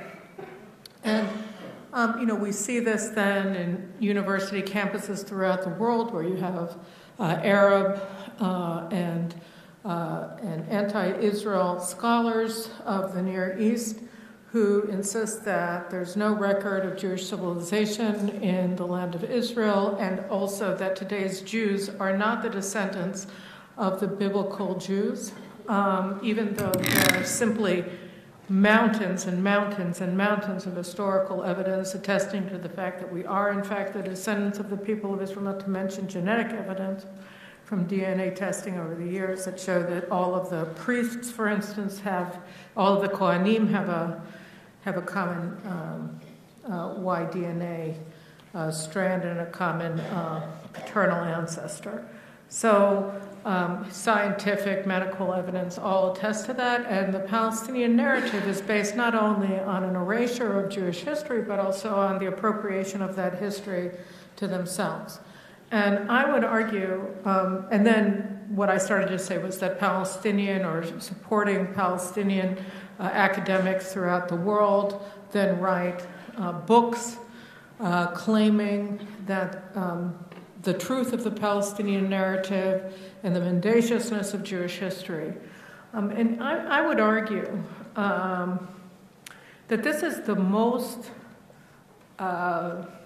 annihilatory Jew hatred we've ever experienced. I mean, I think its antecedent was the Romans, who wiped out the name Judea, Israel, replaced it with Palestine, erased the name Jerusalem, replaced it with Aeolina Capitolina, with the intent of erasing the Jews from the pages of history. And what's interesting, and they also carried out a Holocaust against the Jews of the Near East. And according to Josephus, they killed over 1 million Jews all over the land of Israel and then out and over to present-day Libya. At any rate, what we're seeing with the Palestinians is a reenactment, really, of Roman Jew hatred, and I would argue that it's even more annihilatory than Nazi anti-Semitism, because Nazi anti-Semitism defined the Jews as a race, and it was directed specifically towards living Jews. They wished to wipe out the Jews who were alive from the face of the planet, and they did a pretty good job. They killed a third of us. But the Palestinians not only want to wipe out the Jewish people in the land of Israel, that's their declared goal, the annihilation of the Jewish state, They've been carrying out physical, violent war against the Jews of the land of Israel for over 100 years. But also, they wish to erase Jewish history from the pages, from the historical record, both on the ground physically through the physical destruction of antiquities and Jewish holy sites, and also through fake academic research that makes the incredible assertion that there's no connection between the Jews of Israel and the Jews of the world today and the Jews of the Bible. So that this is really a much more degrading and eliminationist agenda, even than that of the Nazis. And we've been losing the war against this annihilatory anti-Semitism for many, many reasons. One is because we don't even understand its implications. We think, well, they have a narrative, they're allowed a narrative, everybody has a narrative, and what we really have to do is just get together with their narrative versus our narrative, and all is well in the world. But in fact, when you look at the nature of their narrative cannot just, as an existential matter, ever coexist with the existence of Jewish people. Aside from that, and that's one of the main reasons, but the other thing is that particularly the Jews in the diaspora, and specifically the Jews in the United States, and for a while, a plurality of Jews in Israel, were taken in by this concept of a two-state paradigm. And that was really embraced as the position of the government of Israel in 1993 with the advent of the so-called Oslo peace process with the PLO. And the two-state narrative at its base essentially says that the reason that there is a conflict between Israel and the Arab world writ large, and the reason that there's a conflict between the people of Israel, the Jews of Israel, and the Palestinian Arabs specifically, is because Israel is too large. And that what we really need is for Israel to yield territory that it controls, and the specific territory Israel is supposed to yield is the cradle of Jewish history and civilization and religious faith, Jerusalem, Judea, and Samaria, to the Palestinians who are their true owners.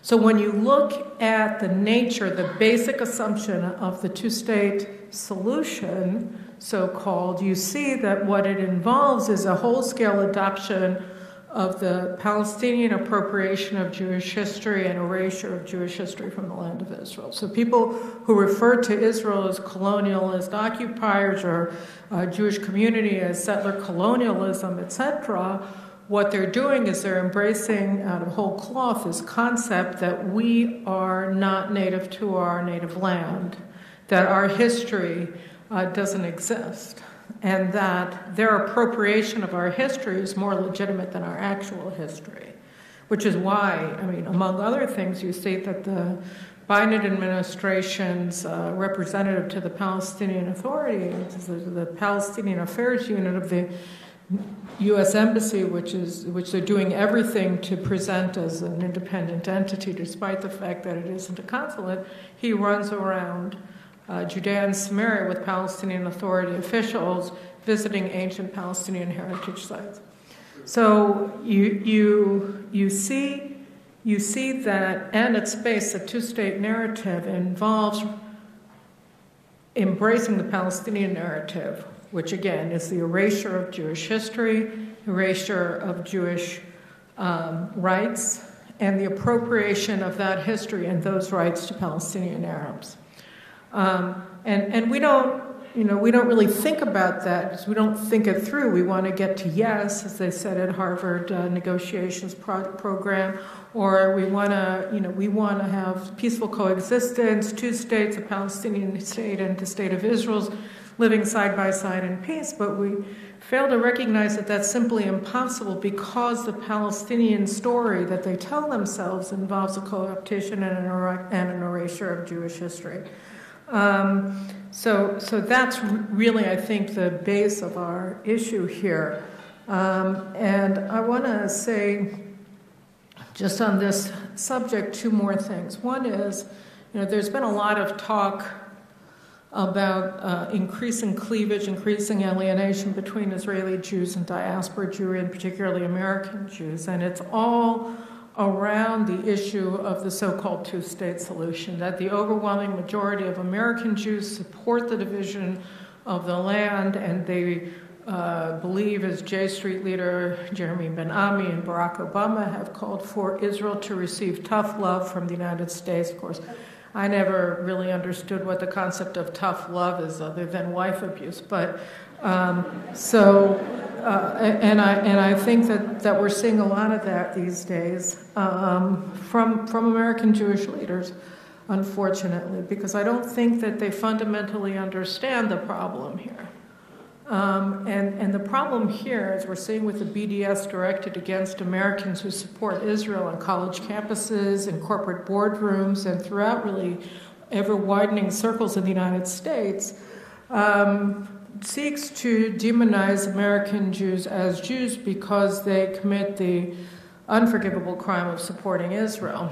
And on the other hand, you see rising voices of American Jews who claim that they are anti-Zionist and that Zionism is actually a form of anti-Semitism because there's at Zionism, they've embraced this concept that Zionism is not inherent to Judaism, but rather that it is alien to Judaism and it's a colonialist add-on to the true Jewish character, which is tikkun olam, which is communism. And so you're seeing increasingly Jewish voices who are saying that Zionists are by their nature anti-Semitic. So Zionism is a form of racism according to the Palestinians, and Judaism is anti-Zionism. So if you're pro-Palestinian, you're a good Jew, and you have to be anti-Semitic and anti-Israel. Anyway, it's all kind of a melange, but it all kinds of spins together.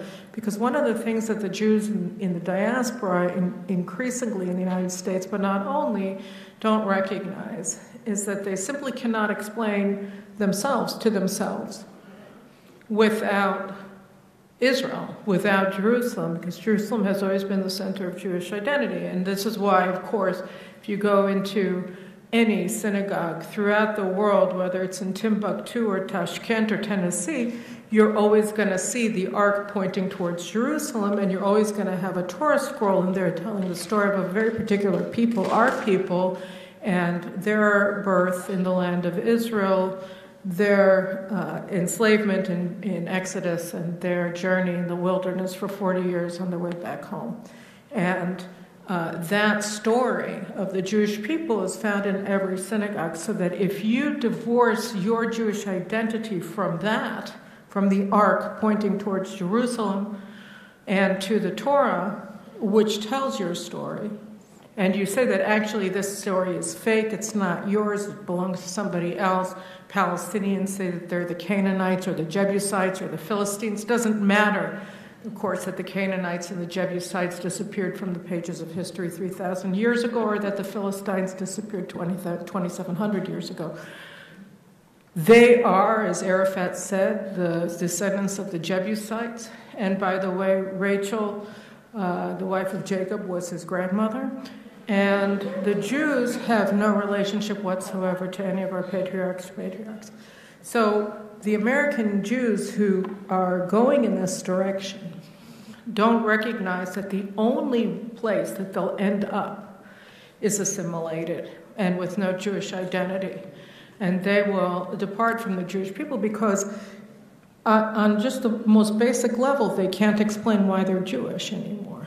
Because the Palestinian narrative, by erasing Jewish history, by co-opting Jewish history to the Palestinian Arabs, is saying that there's no reason for anybody to be a Jew, certainly not in the diaspora, and also not here, because we're not really Jews, we're interlopers from Poland or something. So that's a concept that also people are missing, and that's why the cultural appropriation, the erasure of our history and its appropriation to the Palestinians by the Palestinians for the purpose of legitimizing their campaign to annihilate the Jewish state and the Jews of the land of Israel is the most powerful form of anti-Semitism, I would argue, we've ever seen, because people don't even understand just what it means anymore. The idea that we're having testimony before the House last week, and we're pleased that this has happened, but that members of the House of Representatives felt it necessary to have a hearing last week about whether or not anti-Zionism is anti-Semitism, because the Biden administration on Erev Shavuot announced a strategy for fighting anti-Semitism that couldn't define the term, and they said, well, on the one hand, this definition of contemporary anti-Semitism says that anti-Zionism is a form of anti-Semitism, and this definition of anti-Semitism, which was put out by anti-Zionist Jews, says that anti-Zionism isn't a form of anti-Semitism, but whatever it happens to be, we're against anti-Semitism. We have this whole wonderful strategy for fighting it. And by the way, one of the implementing agencies is a Muslim Brotherhood front organization called the Council on American Islamic Relations. Did you catch that?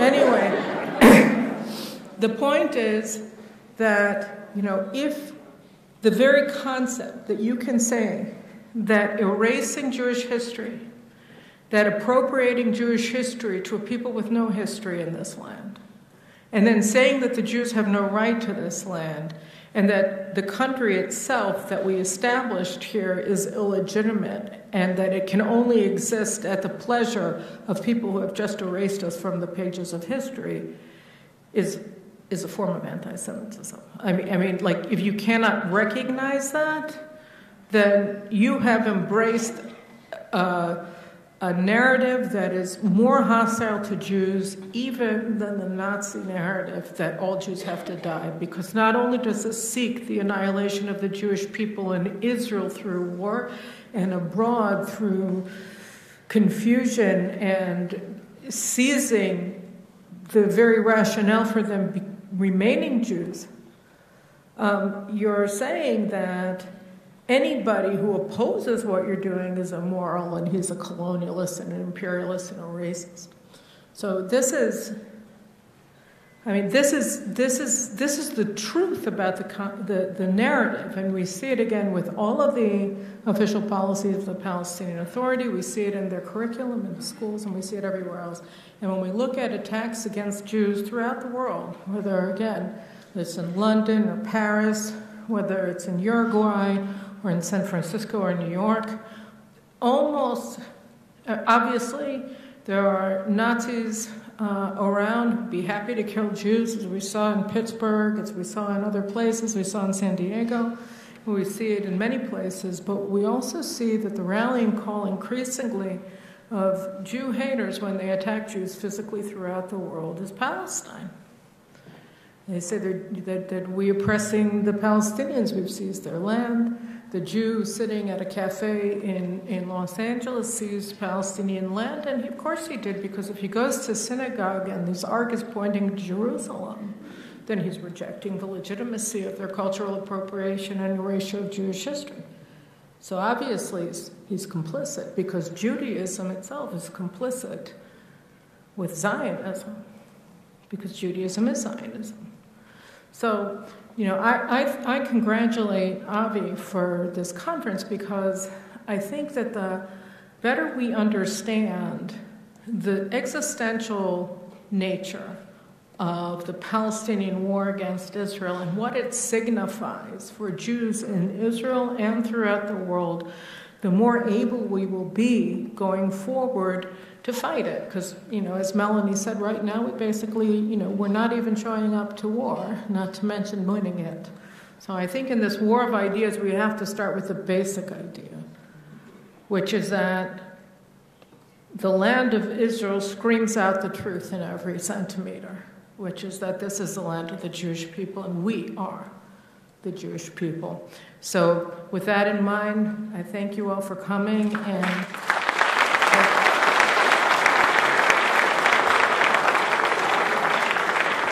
before I let Caroline go, and we'll take a break, hold on one second. Before I let Caroline go, I'm going to do something very unconventional for a conference.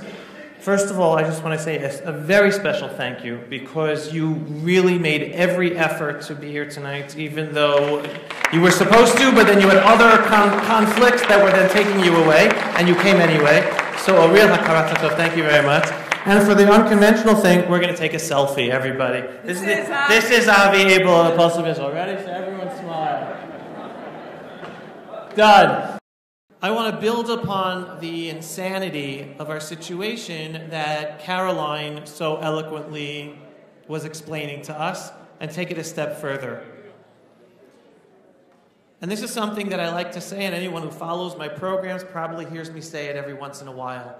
And listen closely, because this is a truth that gets little attention, which is a really, really big shame. Because it puts into perspective everything we're talking about. We, the Jewish people, even us right-wing settler extremists who are really just peace-loving people, just wanting to be Jews living in our homeland, nothing extreme about us. We're just normal people who want to live in our homeland and protect ourselves. Even us, we want to live in peace, and we have nothing against any of our Arab Muslim neighbors. We just believe it's totally insane that there's silence about a Jew-hating agenda that's allowing them to continuously kill us. But what's the truth that hardly gets mentioned? Israel, and again, anyone correct me if I'm wrong, Israel is the one country in the Middle East, if not the only country, one of the only countries, where all Arab Muslims, whether Shiite, Sunni, atheist, female, gay, they can all live with freedom and equality under the Jewish state of Israel. They can't do that in any other Arab Muslim country in the Middle East. They can't. You're in a Sunni country, you're endangered from the Shiites are in danger from the Sunnis. You're in a Shiite country, you're in danger from the Shiites.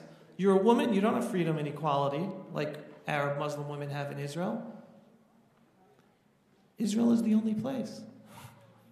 Not in Gaza, not in Judea and Samaria, under the Palestinian Authority, unfortunately, today. This is a truth about Israel and that we should be screaming at the top of the rooftops. And I like to say that the most blessed Arab Muslim in the Middle East are Arab Muslim Israeli citizens. And it's a simple truth. And again, why aren't our leaders talking about this in order to very simply get rid of the lies and propaganda that is used in order to delegitimize us? And it's not used. And this is something that I believe Jewish organizations, Jewish leaders, Israeli leaders should be talking more of, and they hardly talk about it at all, and it's just crazy. Right now I'm going to introduce our next speaker, Colonel Richard Kemp. Richard Kemp was a British Army commander and head of the International Terrorism Intelligence Team.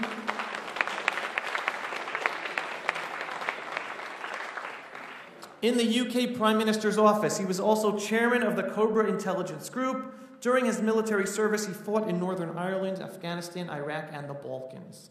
He is a strategic consultant, best-selling author, and commentator on defense, security, terrorism, and intelligence in the press and broadcast media. He has defended Israel on numerous occasions at the UN and campaigns against anti-Semitism in Britain, the US, and elsewhere. And I am blessed to also call Colonel Richard Kemp a friend. And I do believe that Colonel Kemp is one of our modern heroes for being a human being and a non-Jewish human being, not Israeli, not a Jew, and still uses his powerful voice to stand up for the truth about Israel and the Jewish people on the world stage. Unfortunately, last minute, Colonel Kemp was invited to an important meeting this evening, and he instead sent me this video to share with all of you instead, but he did apologize profusely because he really, really wanted to be here talking to all of you personally. Ladies and gentlemen, I want to apologise for having to pull out of this conference at the last minute. I very much wanted to be here, but unfortunately cannot join you due to matters outside of my control. I'd like to thank Avi and Pulse of Israel for holding this conference to tackle anti-Semitism, a very important issue for Israel, the Jewish people, and the world. Today's anti-Semitism and its proxy anti-Zionism can only be fought effectively if its primary cause is recognized, understood, and named. And no matter how much people want to deny it, that primary cause is the Palestinian national movement, which is dedicated to the destruction of Israel, and also its intersection with other movements that seek to subvert Western values. Lies, distortion, and perversion of history are their main weapons, and they gain traction every single day. The advance of artificial intelligence is going to multiply their destructive effectiveness, and I would suggest you might wish to consider how this can be countered, and indeed how AI can be used to better fight against anti-Semitism. Until we can find an effective way of undermining the false narrative of the Palestinian national movement, there is no hope of seriously tackling anti-Semitic hate. Thank you very much for listening, and I hope you have a successful conference.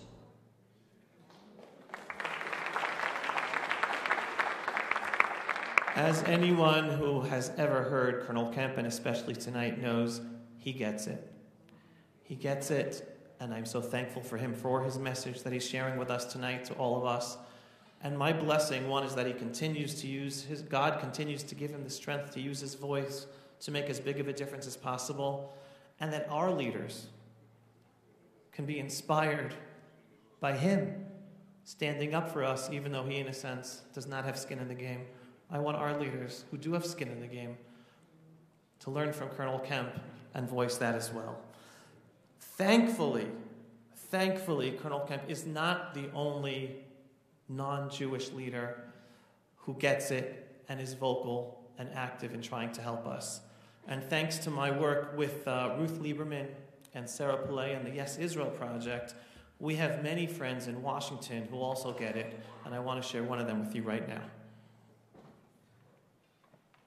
All right, here in D.C. with one of my favorite congressmen, Andy Barr, a real gem of a human being. It is amazing seeing you again here in Washington, and all of your support, especially I know there's an UNRWA bill down right now. I think you're a co-sponsor of? Yes. And that's so important to end the funding towards education. These kids are being educated to kill Jews.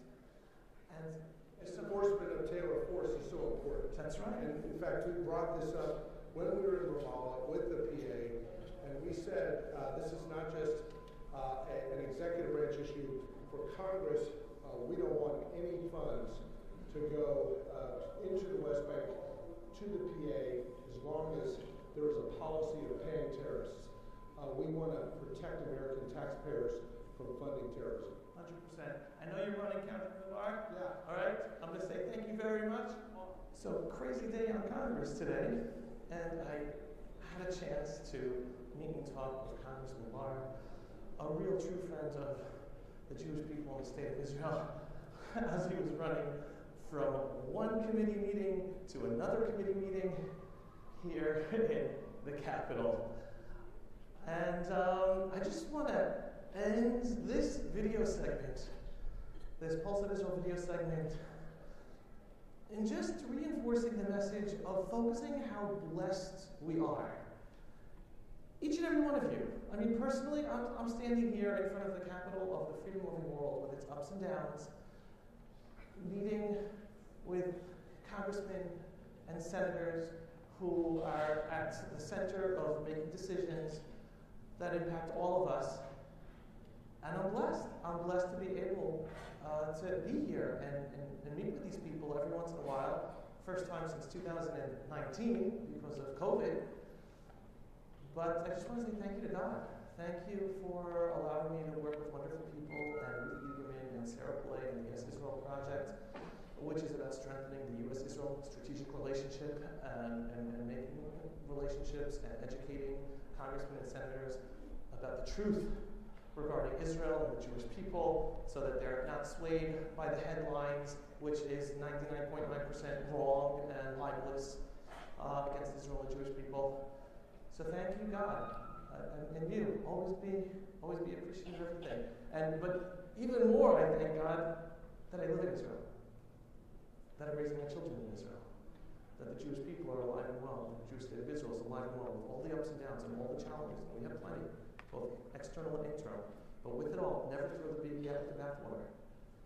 I am so blessed. We are also blessed. Start your day saying thank you. Every single day and throughout the day. Thank you, thank you, thank you. All right, off to the next meeting. Thanks for joining me, everyone.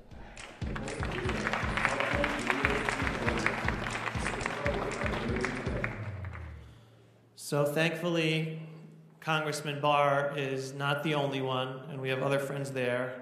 And thankfully, they are standing up and trying their best to say this truth, to tell the American people and the American administration that American money should not be given to the Palestinian Authority because it supports killing Jews.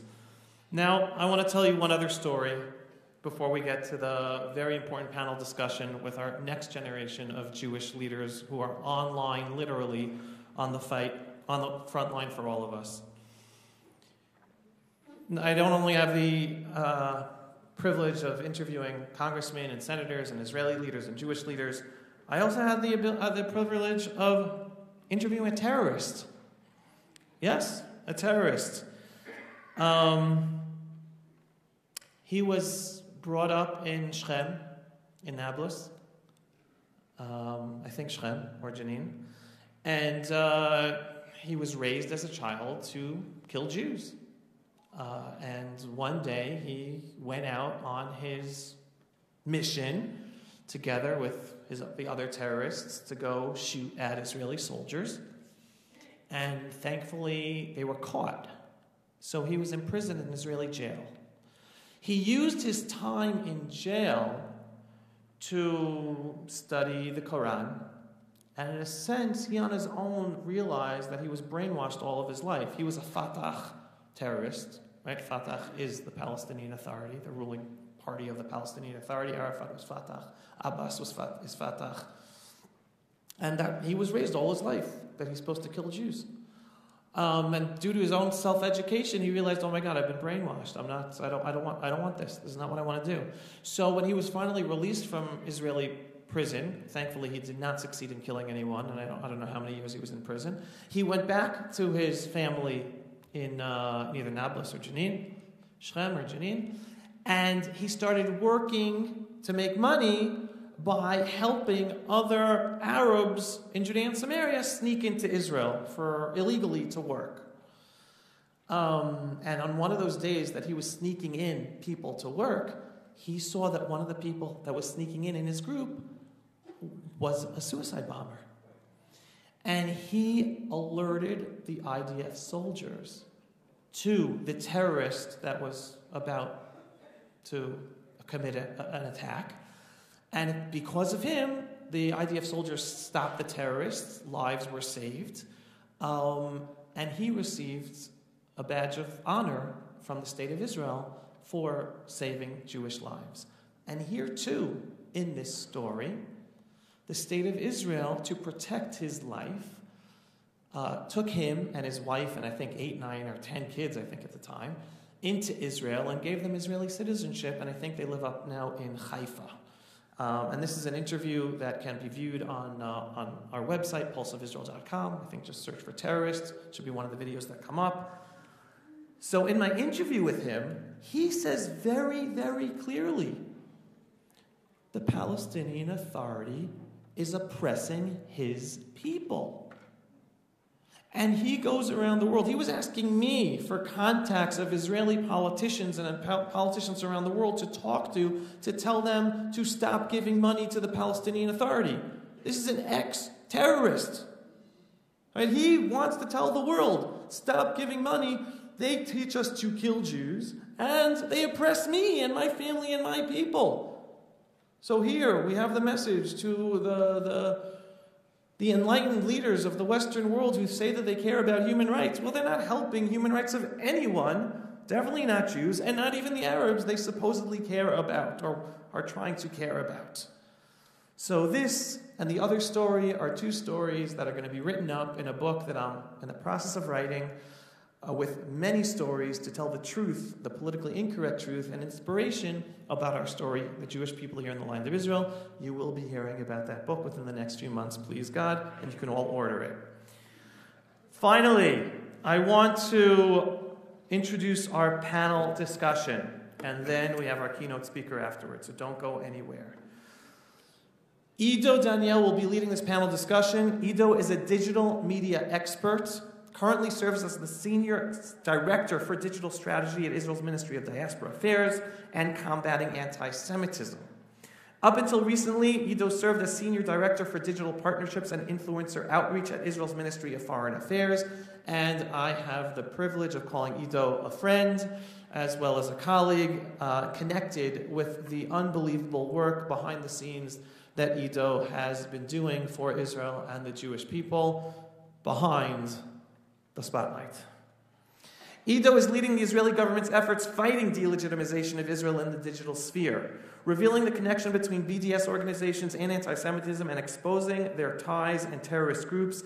Ido is the founder of the award-winning digital network of pro-Israel digital activists and Israel's Influencer Dream Team, which their members have more than 50 million followers around the world. He has a master's in diplomacy studies from Tel Aviv University and was a fellow at the USC Summer Institute for Public Diplomacy. Ido, can you please come up as I introduce everybody else? Please, everyone.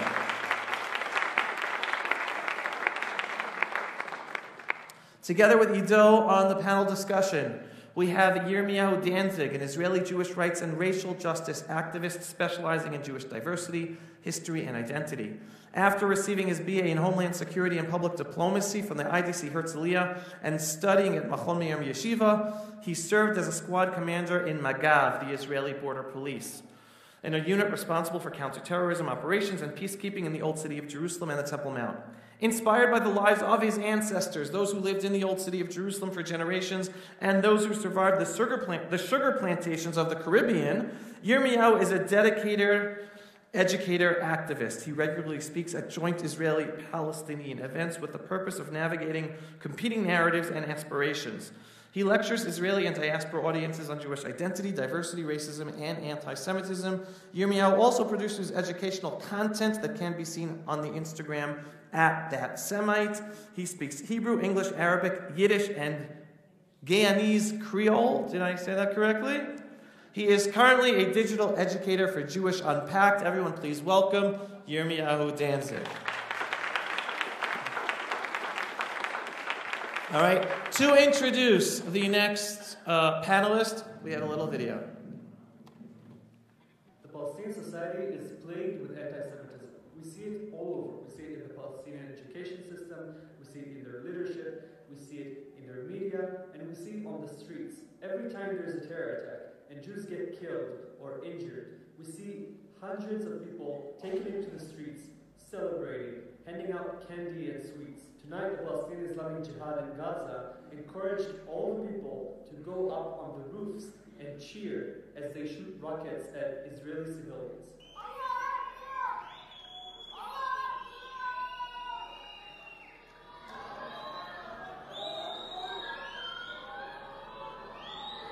And this isn't to say that all Palestinians are bad and anti-Semitic. I don't even know if most of them are. But the fact that anti-Semitism, Jew hatred, is so widespread and so intense that people are actually happy to see Jews die, to see Jews targeted by bombs, it tells a lot. This is what happens when a society is led by a fascist, anti-Semitic leadership. And as much as people don't want to admit it, much like how back in Nazi Germany, the education system, the media, the leadership was all aimed towards one thing, Jew hatred. This is what we see in the Palestinian society and those who lead it.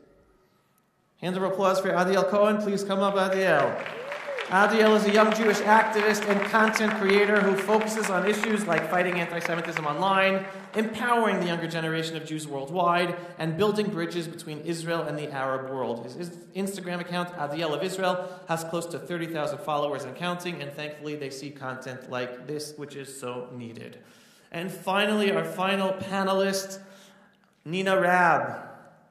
Born and raised in Chicago, Nina's commitment to the Jewish people has been ingrained since childhood as the granddaughter of Holocaust survivors with rich family history in Israel. Nina is a graduate of the University of Illinois Urbana-Champaign, where she studied finance and became a pillar of the Jewish community, leading pro-Israel initiatives and fighting against 3 BDS resolutions, which I believe is not so simple nowadays on college campuses in the United States. While at Illinois, Nina was the president of the Illinois Tamid chapter, where she fostered economic ties between U.S. college students and Israel. Nina's previous professional endeavors include working with an Israeli-based electric aviation startup, actively contributing to their successful Series A funding round, and serving at Deloitte in Tel Aviv, where she worked on their public sector strategy consulting team and the Deloitte Catalyst team. Today, Nina divides her time between New York and Israel, channeling her efforts in uplifting Israel through business ventures as the founder and CEO of Lion Run Consulting, which works to help Israel and U.S. companies prepare for capital raising. She's an avid advocate for fostering strong ties between the U.S. and Israeli startup ecosystems and is dedicated to inspiring young Jewish professionals to embrace their entrepreneurial potential.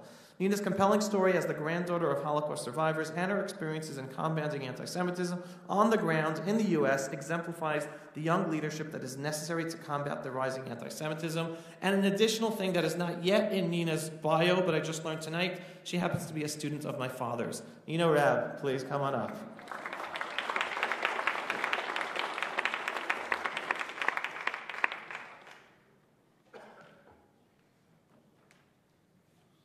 All right, so sorry for that.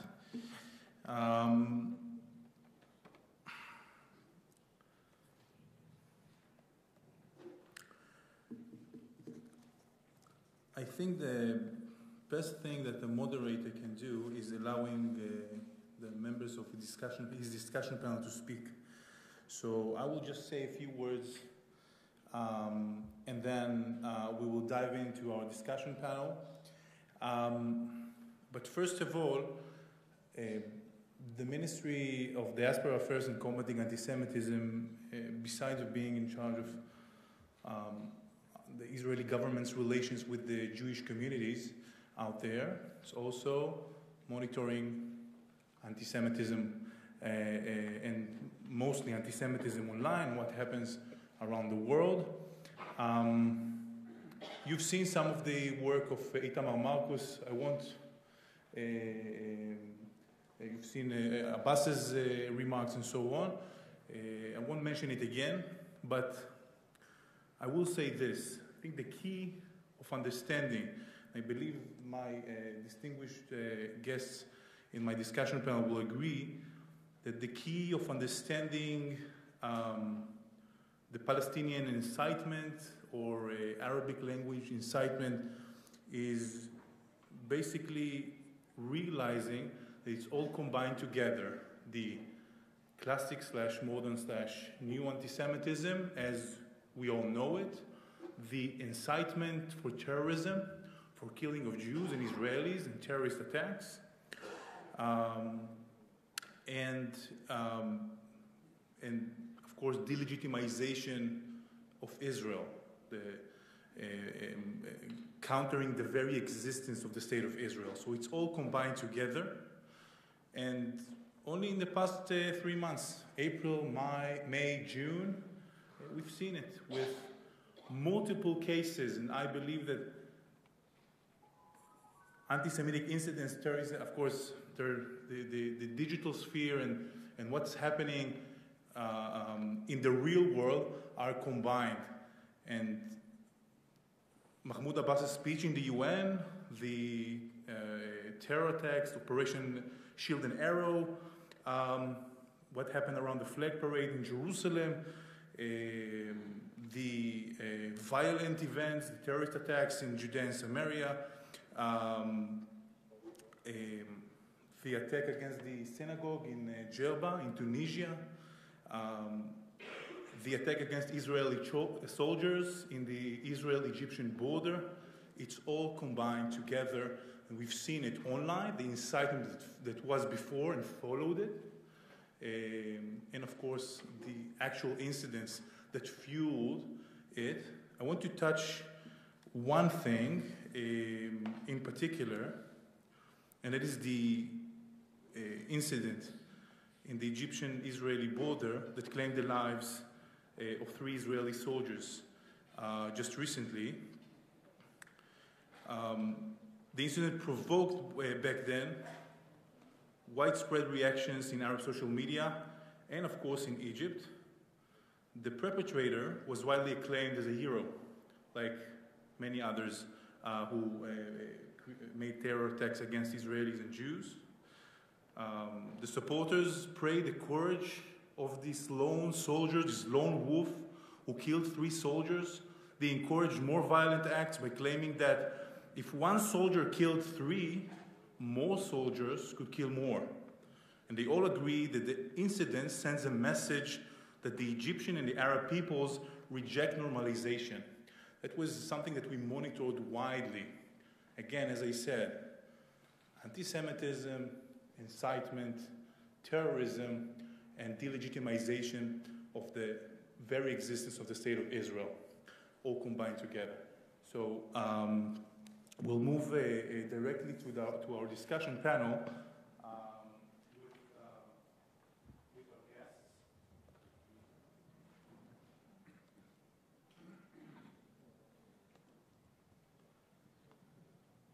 So, how much time do we have? Avi? Not here? Okay. So, plenty of time. Adiel, I want to start with you. Recently, we managed to salvage back your TikTok account. Do you want to tell us more about it? Yeah, of course. So I've been active on social media for around 3 years now. My first platform was TikTok. You can get all into it. It's a long story. Completely by mistake. I didn't plan any of it, but I'm here now. And most of my content was really put out there. It was content about Israel, the Jewish people, Jewish culture, Jewish identity, as well as Israel and the Arab world relations. And around a month ago, I made a video that it was a video response to a neo-Nazi, an American neo-Nazi.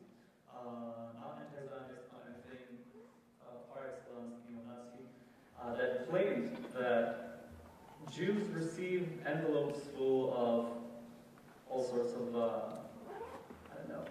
real estate and weird, some weird claims. I made a video saying, hey, the only thing we receive for our bar mitzvah is a whole bag of candy thrown at us. And I got mass reported, and within a day, my account just got taken down, just like that. No explanation. I tried to appeal. It didn't work, and at some point, I said, okay, let's just enjoy my time off. Vacation. My vacation, my vacation off TikTok. It's a very toxic platform, so I really needed that. And then at some point, I started feeling like, okay, something is not okay. My appeals are not being received. All I did was calling out neo-Nazism. And it made me think how much power this tiny lobby of neo-Nazis that guy had.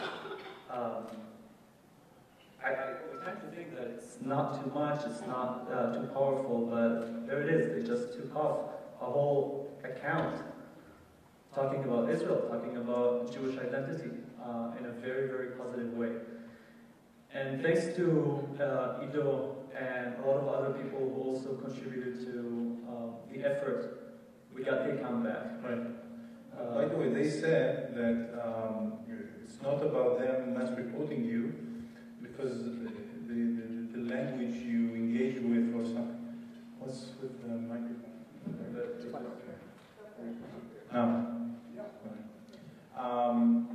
They said, when I heard back from TikTok, they said that it's about you engaging in debates, but sometimes they feel that debates are hate speech because they are debates.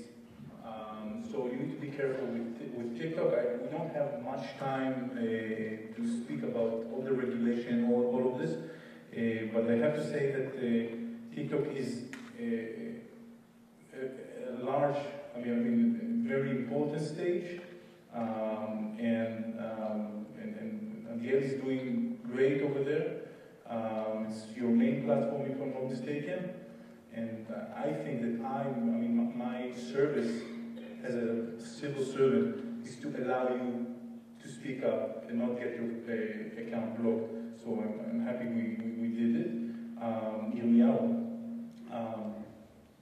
You have a unique voice on this platform as well. And I don't think many of the audience know it. So I want you to please share some of it. You're an Orthodox believer Jew, speaks fluent Arabic, and you make everybody on TikTok laugh. So please explain how you started. Well, I think you encapsulated the paradox right there. Right? The Orthodox believing Jew walking around with a kippah, sometimes in Palestinian villages, in Judea and Samaria, often in the eastern parts of Jerusalem where Jews don't often walk, and then addressing them specifically and purposefully in Arabic, and using sometimes their own language against them.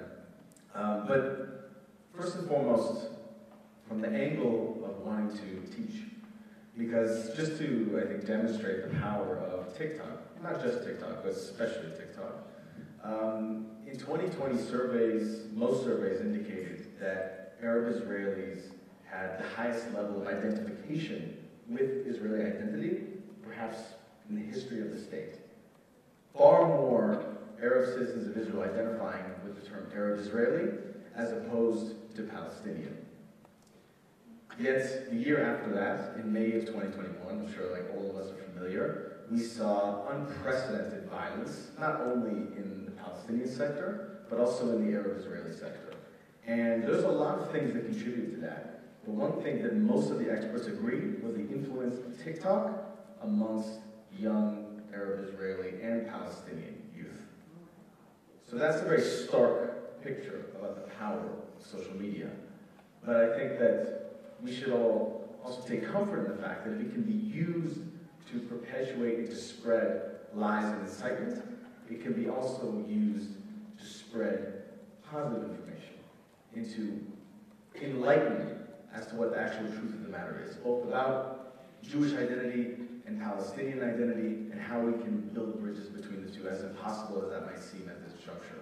So a lot of my mission, at least is how it started and where I'm trying to take it, is about taking a lot of the truths that we discussed today and this evening, translating them not only literally into the Arabic language, but also into nomenclature that Palestinian Arabs can understand and relate to, and to make it to something that maybe they can reconsider the propaganda that they're receiving, that are being fed from a daily basis. Because let's face the reality in that a whole planet right now is dealing with a reassessment of what truth actually is, what facts are. Everybody's questioning fake news. So if we're questioning fake news, Palestinians are also questioning fake news. And I have to tell you that on TikTok, more than half of my followers are Palestinian Arabs. And I often get messages saying, we never heard this information in our lives. We were never exposed to the fact that Jews actually see themselves as more than just a religion. That David Hamelech, the King David, wasn't just a Muslim, but he was actually the king of Judah. Right?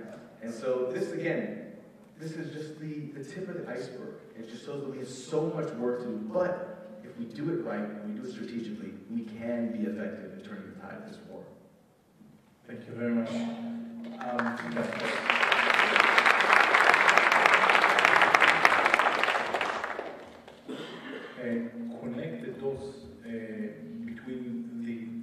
activism, what you do, and other activism, you know, on the ground, like Nina had. I have to say that I visited a few of the Philadelphia area campuses a few years ago. I spoke with students over there. They fought BDS resolutions like you did. The hard thing for them to really connects to the essence, I think, of anti-Semitism behind the scenes. Many of them told me that BDS resolutions are often being presented in student halls and so on during Jewish holidays. So the Jewish students are not on campus during Passover, for example. They're back home. And then BDS resolutions are being promoted on campus. The incitement of social media, what's happening on campuses, how do you think it impacts these resolutions? How did you guys fight it? Yeah, thank you. So I guess to start off, to give you guys a better idea, I'm going to paint the picture of what my freshman year at the University of Illinois looked like. I walked on campus. It's the first week of school, and there's something called Quad Day where all the organizations set up their booths. And that's where I was immediately introduced to an organization called Students for Justice in Palestine. As they were sitting in our quad, holding up Israeli flags with bloody handprints painted all over it, that spelled out Nazis in red paint all over the flags. And my brother, who was just 1 year older than me, he was also at the University of Illinois. That's when we both knew we had our work cut out for us. Which is interesting because most students would probably react the opposite and react in fear and then want to hide their own Jewish identity rather than be proactive and want to fight against it. But since, coming from Holocaust survivor grandparents, instilled with strong Jewish values while we grew up, it was immediate instinct to want to do something about it. Just like you said, how SJP would try to push a resolution around the Hagim. That's exactly what happened my freshman year. Just 2 weeks later, on Yom Kippur, Rosh Hashanah, right following after, we get it was a mass mail or something sent out saying that there is a resolution trying to be passed in our student government that anti-Zionism is not anti-Semitic. And since my brother had seen something similar the year before, we knew exactly what that meant. That meant that they were trying to pass this resolution so then it would be okay to pass BDS later on. Because anti-Zionism is not anti-Semitic, then it's okay to pass BDS, it's not anti-Semitic. So my brother and I decided we knew that the student government was already illegitimate because it was packed with people from Students for Justice in Palestine. So no matter how much the Jewish students would try to fight against it, it wouldn't have made a difference. We could vote on it, we could give speeches, whatever. So we decided instead we're going to be proactive and we're going to assemble a walkout. Like the UN General Assembly, so it's an automatic. Yes, exactly.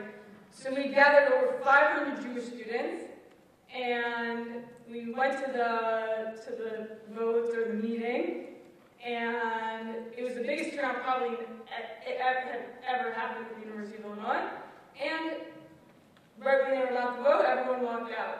And we were trying to prove a point that it was going to still pass even though, there was no Jewish representation. And as everyone was walking out, there were students holding up signs that said Nazis, F-Nazis, this, that, whatever. It still passed. So we knew that in a few months they were going to then come back to try to pass BDS. And that's exactly what happened. And then it was during my speech that I gave, we decided to actually, not take a different approach. And as I was speaking, and you can look it up, you can watch the video online. If you look up my name in UIUC student government, the video is online. As I was giving my speech, addressing that all the signs that said Nazi, Nazi this, and I was pretty much saying, like, how can you call me a Nazi, a granddaughter of Holocaust survivors, and how can you define what anti-Semitism is to me and to Jews, all the Jews that were, the 500 Jews that were sitting in that room. And as I was saying it, a student from SJP stood up and they called me Nazi in front of all 500 students, in front of the administration. It was on video, you can go see it. But the point is that this just embodies the ingrained anti-Semitism in students on college campuses. And it's not that every Jewish student has the will within them or the confidence to fight against it. And it's really sad. And that's why, my brother and I, we take the approach to be proactive as much as possible and try to portray Israel in as your representation and a positive light. And yeah, that's just, now he's in Aliyah and he's in the army and here we are today. But yeah, that just gives you, paints a little bit of a picture. And there's many, many, many other stories I can go into, but yeah. I'm struggling with something because what you say, you called me a Nazi in front of, the entire administration was there, the professors and everybody, the entire students, it was called on tape. No one is being, it was a broad daylight, right? People also see what Palwatch is doing, what Itamar Marcos is posting, what the Israeli government ministries is posting, reposts and so on. People see social media, people see what's happening on Instagram and on TikTok. And I'm always struggling with the question, do people still listen? Do people see it? See someone is calling you a granddaughter of a Holocaust survivor, a Nazi? People seeing the vulgar incitement that children are being taught in the Palestinian Authority and so on. Do people listen? Do you guys think, this is my question to you, you managed to persuade people, you managed to move something with your activism? Is it still happening, or are we in an age or a sphere that no one listens anymore?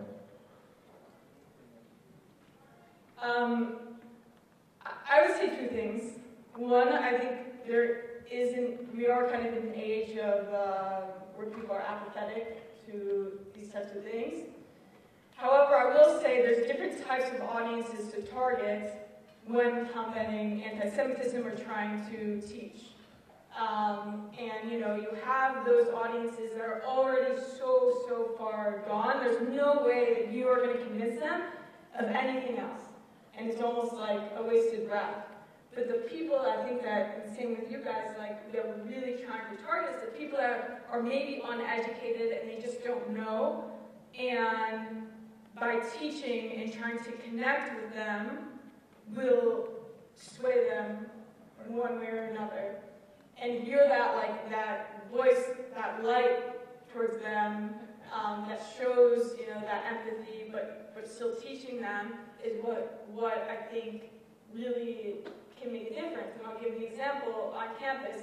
To be more proactive and instead of being reactive, I did an event with our Israeli Consul General with our business school where we all about the Star of Nation and Israel and highlighting the successes of Israel coming from a perspective of strength.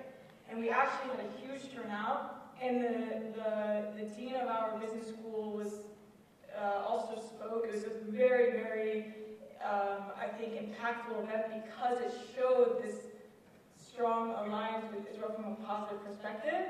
And there was a huge turnout of students that really just wanted to learn, and business students who really had no idea of the successes of the Israeli ecosystem and how it impacts the world. And so many students came up to me afterwards and they said, wow, I had no idea. They had no idea about all these technologies that they use on an everyday basis come from Israel. And now they want to learn more, and now they want to go on a trip to Israel and whatnot. So by targeting kind of that middle group of people who just simply don't know and are a little bit more open-minded, even though maybe they have some preconceptions for what was originally taught to them, is what's most effective. And I know that people listen to you. Sometimes I get on my TikTok feed, there's a guy called Dr. Palestine. I don't think he's a real doctor. But yeah, is he around anymore? I don't know. But this one time, I saw his live feed, and the caption said, "Please tell Adiel Cohen I want to speak with him, and I'm here on the live." It was like 2 hours waiting for him to speak with him on live because he had questions. Wow. So, yeah. That's like 2021 news. Yeah. Yeah, so I definitely resonate with that. I want to add on top of that, that in addition to who we tell our story to, there's also this thing of how we tell our story and what exactly we tell. So we all know the classic, Hasbara type of arguments. Israel invented cherry tomatoes, and it's the only democracy in the Middle East, and all that. All true and all very, very much, valuable. But I think in this day and age, people, especially the younger generation, do not care about countries. How do you call it? Like, it's a game. Achievements, yeah. People don't care about the achievements of the state of Israel. They care about stories, and they care about authentic stories. And unfortunately, the way the story of Israel is told, we're the bad guy. And Israel is undoubtedly the Palestinians are the underdog. Israel has the upper hand in this conflict. I think we can all agree on that, but we have the responsibility to tell the story in a way that is more nuanced, in a way that is more real, in a way that is our perspective. And just like you said, we need to target those people who are ignorant, who just don't know, and tell them, listen, okay, forget about cherry tomatoes and USB drive and all that. I'm a Jew. I live here in Israel. I have certain experiences. My family had certain experiences in the diaspora, and I have a long history of Jews before me who went about their lives in the diaspora, looking for, not looking, but fighting for their rights, or even not fighting, just living their lives deprived of any rights. And now we're here. And our story begins way before that. Our story begins thousands of years ago with the kingdoms of Israel and Judah. Tell them about who we are. And just like it was said here several times tonight, if people don't know who we are, we cannot expect them to support us, to support our cause, to support Israel. If they only think that we are a religion, what reason would they have to say, oh yeah, sure, give them a country? We need to make sure that people understand Jewish peoplehood, that people understand Jewish identity. If we want them to stand for us, if we want them to stand for Israel, if we want them to simply understand our story. And if we don't do that, and if we focus on shallow, artificial things like Israel's achievements, which, as I said, are very much valuable, but we don't talk about the essence of what it means to be a Jew living in Israel after 2,000 years of diaspora. If we don't explain that to them, how would they know? And I see a lot of impact when you actually tell the story. When people are simply listening to who you are, to what's your family's story, all of a sudden something clicks. And they realize that, it's not about whether Israel has a right to exist or not. Israel exists. and they come to terms with that. Of course, there are the people who would never accept any compromise, but we need to focus on the silent majority. That's about it. I think that's important. Yirmiyahu, your digital activism, your activism in general, is really engraved in what Adil just said. The Jewish people, your nickname, your username, that Semite, is really charging. People, you should see, what you see is what you get. Give me an example, and then an example that you think that you made a change, but I also want you to give one advice for the people here that would like to do something about it and don't know how to start.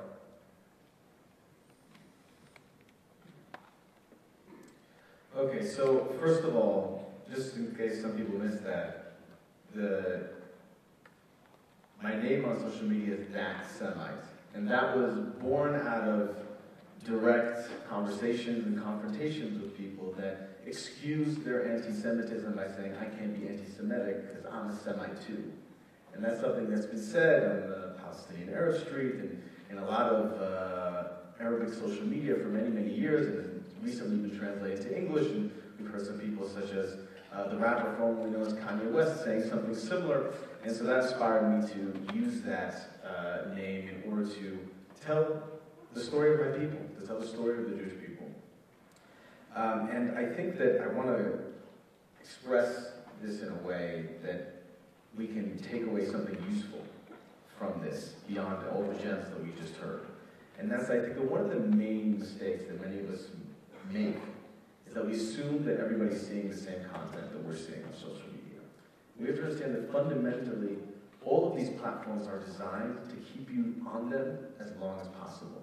And the algorithms know, and they're designed this way, purposefully, that you're likely to spend more time on the platform if you're seeing content that you already agree with or are likely to agree with. So for example, in TikTok, a new user downloads the app, opens it. The app doesn't know if you're Jewish or Arab. So what does it do? It'll show you content in Hebrew, and it'll show you content in Arabic. If you quickly swipe up, meaning ignore the content in one language, it'll start giving you more and more of the content of the other language. And so that way it knows this is the type of content this person wants to see, and that way it gets more and more and more specific.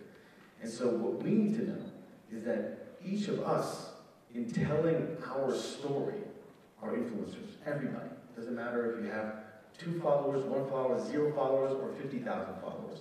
Everybody in their ability to tell the story in their own authentic way has the ability to influence, whether it's in the comment section, whether it's by sharing something, whether it's sharing a video of one of ours or something that Avi makes, right? You have the ability to have an influence. We have to understand that when we're creating content or responding to somebody in the comment section, that we do so in a way that can break through that algorithm. So for example, something that a lot of every Palestinian knows. The hook, the famous hook. The hook, right, exactly. So, for example, if I want to make a piece of content and I want Palestinian Arabs to see it, so maybe what I'll do is I'll take a song, a very popular Palestinian Arab national song, and I'll put it in my video. So all of a sudden, everybody who likes that song on social media gets that across their screen, and then what they have, unfortunately for that, isn't a spokesman for Hamas or Fatah or one of the other Palestinian anti-Semitic movements. There's a trend now with the flags, right? There's Yes. a trend now with the flags, with the song. It's many flags of Arab states, but people, you need to do it several times, and then State of Israel shows. If you click on the trend, you'll see all of the Israelis that did the one, but chose Israel as the flag, not Saudi Arabia. Or it's very funny to see the reactions. That continues. So. No, that's a great example, right? The key is being able to utilize this in a way which is sophisticated, which is doesn't just start the conversation, actually takes it somewhere. Because for everybody whose screen we come across, or wherever we come across in the comment section, maybe 9 out of 10 of them will be convinced in their anti-Semitic beliefs and their anti-Israel beliefs. But every once in a while you come across somebody who's open to having their ideas challenged, that has something happen in their lives that causes them to question the powers that be. And that's when we need to come in and fill that void and give them something meaningful. Because eventually that small number turns into entire groups, right? And so if anybody here has any questions about if we can turn this whole situation around, then I personally think they lack emunah, right? And if we're not for emunah, and that's this belief that we can radically change our reality, none of this would be possible today. Thank you. At the end?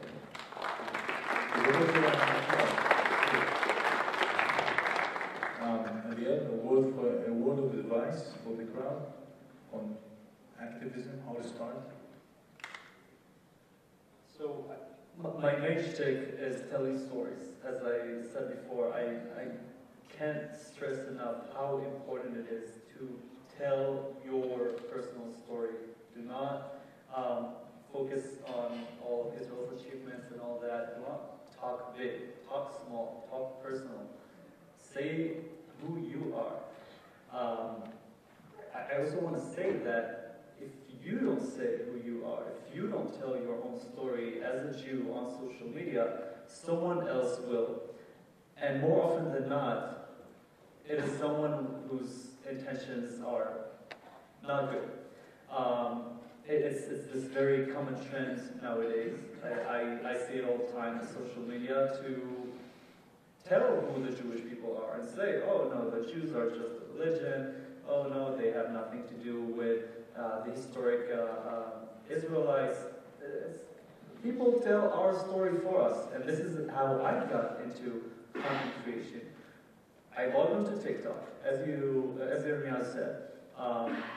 In the beginning, you get all these random videos until there's a lot of dancing. Yeah, a lot of like dancing, a lot of like.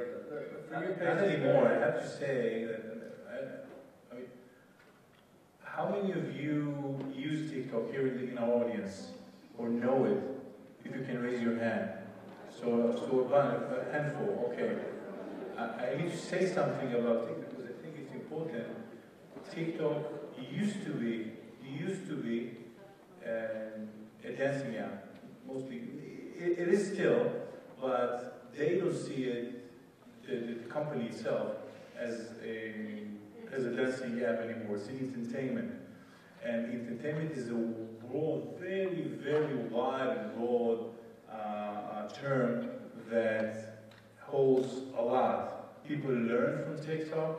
You have experts there, you have teachers there, you have so much knowledge over there. People like our guests here and many, many others, including the Palestinians, I have to say, they do the same thing for their side. So it's an entertainment app with a lot of knowledge, politics.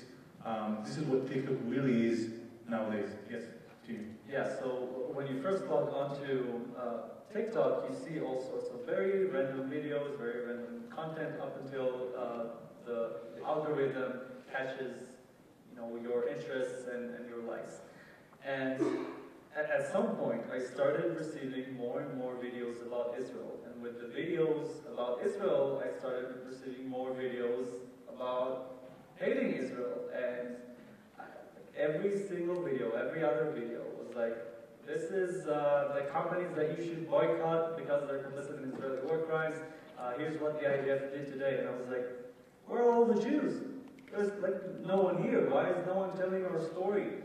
And this is what got me motivated. I understood that if I'm not going to be here on this platform and tell my story through my perspective, through my lens, someone else is going to do it for me. And people have done it for me.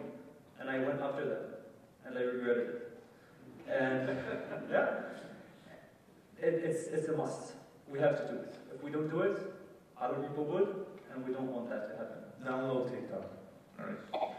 Nina, briefly, a word of advice for our audience in your perspective on activism. So when I give a piece of advice, I'm kind of saying it to whoever would be the future me, or like when I think about myself when I was on campus, and now I'm not there anymore, and so I would hope that that young freshman just entering college who may not be so confident in their knowledge or whatever it is, but they feel some sort of like burning passion inside of them, that an instinct that they know that whatever they're seeing is not right. My advice to them is to follow that instinct, because, like Adele said, if you're not the one standing up for yourself and your people, then no one else is. And I guess if you have time for one short, small and Avi's texting me that we need to finish. Right? Yeah, please. One short, small anecdote that kind of pushes that same idea that if you're not going to fight for yourself, then no one will. It was 2021. My family organized a small rally in the suburbs of Chicago, and it was when there was a flare-up in Gaza.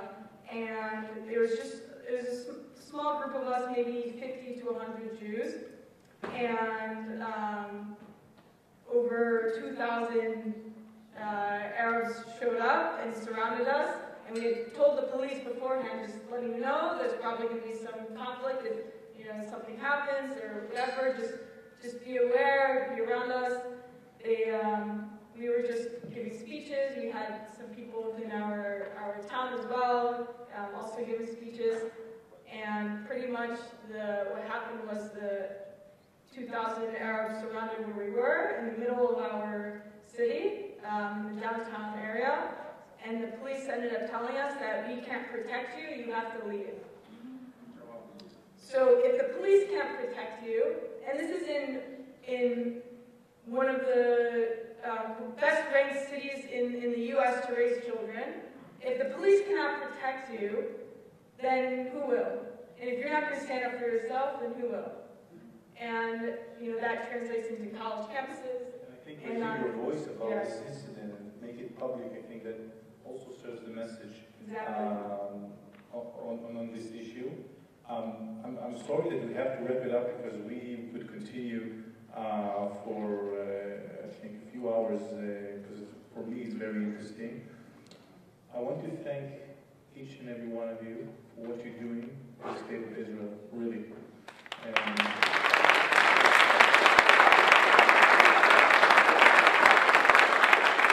And please, don't stop. Continue. Thank you.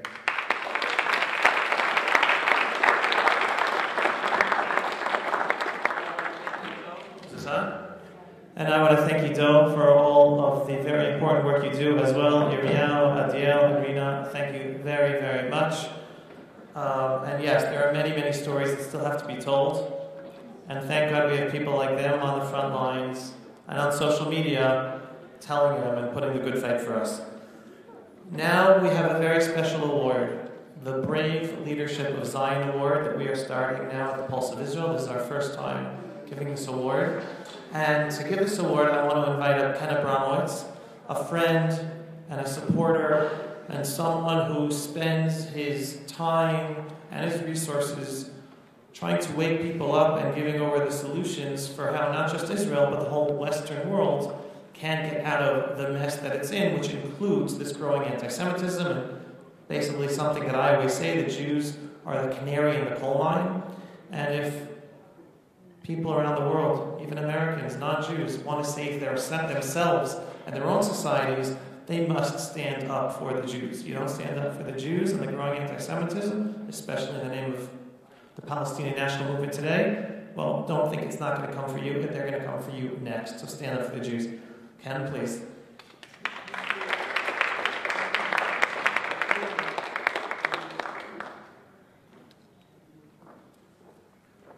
Thank you very much, Avi, and thanks for hosting this wonderful conference. So I'm going to introduce our guest of honor in 3 minutes, but our guest of honor is Sarah Haetzny Cohen, and she was instrumental 2 years ago in helping the Jews in blood who were persecuted by the Arab uprising, so to speak, and brought 500 volunteers to Lod to help protect the Jews because the police and army didn't know what to do, which is a pretty sad state of affairs. And we're going to see a video on her. But before I formally introduce her, I just wanted to say, for those of you who don't know me, I have a website to save Western civilization called SaveTheWest.com. Everyone should look at it. And saving Western civilization is just a fancy word for saving democracy. Now, I wanted to just mention 3 minutes on anti-Semitism, since the topic of the day is anti-Semitism. And by the way, there is a definition of anti-Semitism by the IHRA, the International Holocaust Remembrance Alliance. And they came up about 2016 with a very good definition. But I'm going to add 10 incremental aspects to the definition of anti-Semitism. Number 1, anyone who suggests to Israel that it does something that they wouldn't do if they were the prime minister. Number 2, any advocate of a two-state solution.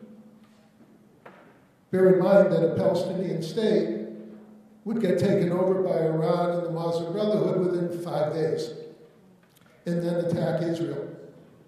Number 3, any advocate of any Iranian deal. Iran's the #1 terror organization in the world. I estimate they have about 400,000 worldwide terrorists. And no terrorist organization ever abides by any agreement that they either sign or just nod in agreement to. And bear in mind that Iran is not only anti-Semitic and anti-Christian, they promise to kill everyone in Israel and everyone in America. Death to America, death to Israel. Number 4, any advocate of any organization or country affiliated with the Muslim Brotherhood, like Hamas, financed by Qatar and Turkey, and any local organizations like CARE and Students for Justice in Palestine. Number 5, any defender of George Soros. Number 6, any organization managed or influenced by self-hating Jews. This would include J Street, the New Israel Fund, Facebook, and the Democrat Party. Number 7, any advocate of BDS. Number 8, any advocate of the United Nations or any global organization like the World Economic Forum. Number 9, any opponent of meritocracy. And number 10, any opponent of the rule of law. In particular, in Israel, that would be Torah and the Basic Law. And in America, it would be the Constitution and Bill of Rights, which were derived from the Torah. So anyone who upholds the rule of law is anti-Semitic by definition. So I just thought that you might enjoy, so to speak, 10 extra. If you didn't have enough definitions of the anti-Semitism, I thought you might enjoy those extra 10 definitions. So now, let's go into, thank you very much.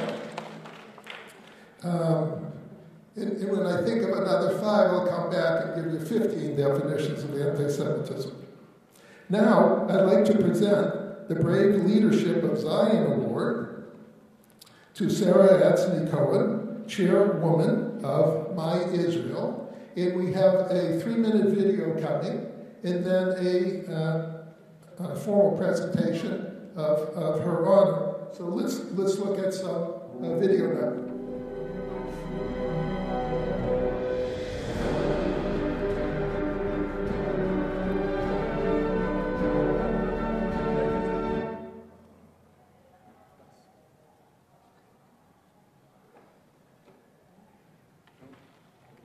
Spacebar.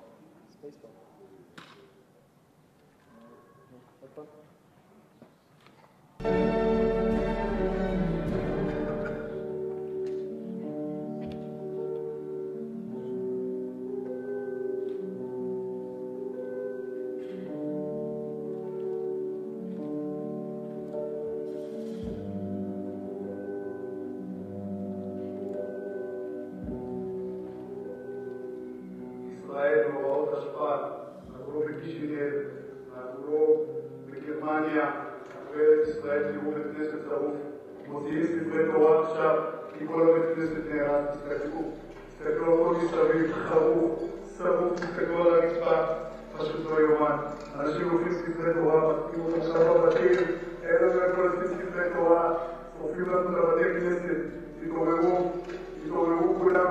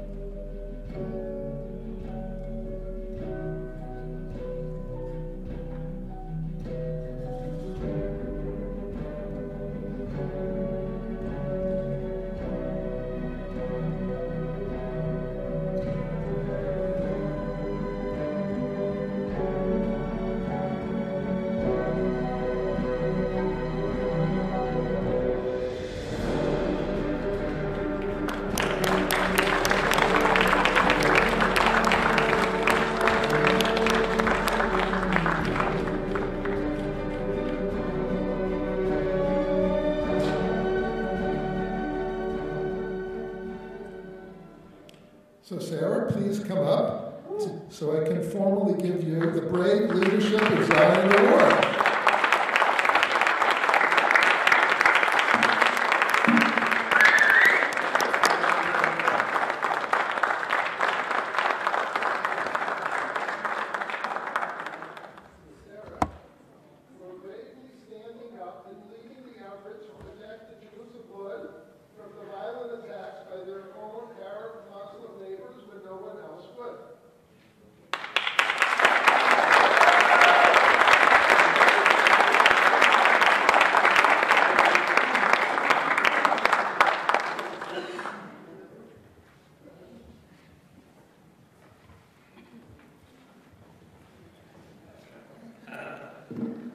Thank you so much.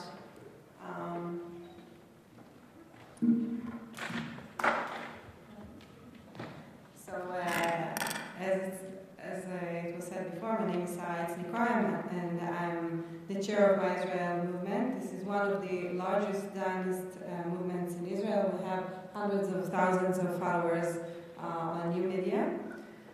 And we were in Lod. We went out of the new media, out of computers and our cell phones, and to the actual field. We were in Lod back in the dark days of May 21. We brought and called hundreds of volunteers, Israeli volunteers, to come and help the police. Unfortunately, we found ourselves replacing the police. The first thing we did after the war and the pogrom was ended is to tell the story. We decided that we need to tell the story. We need to tell the truth, the real story. And this is why we filmed and edited a 40 minutes movie. You can find it online. It's called 5 ימים במים, 5 days in May. We wanted to tell the story, and we wanted to tell the truth without masks. And this is what you, Avi, and you guys are doing on a daily basis. In a world of fake news and hate, you fight for the truth. Thank you so much.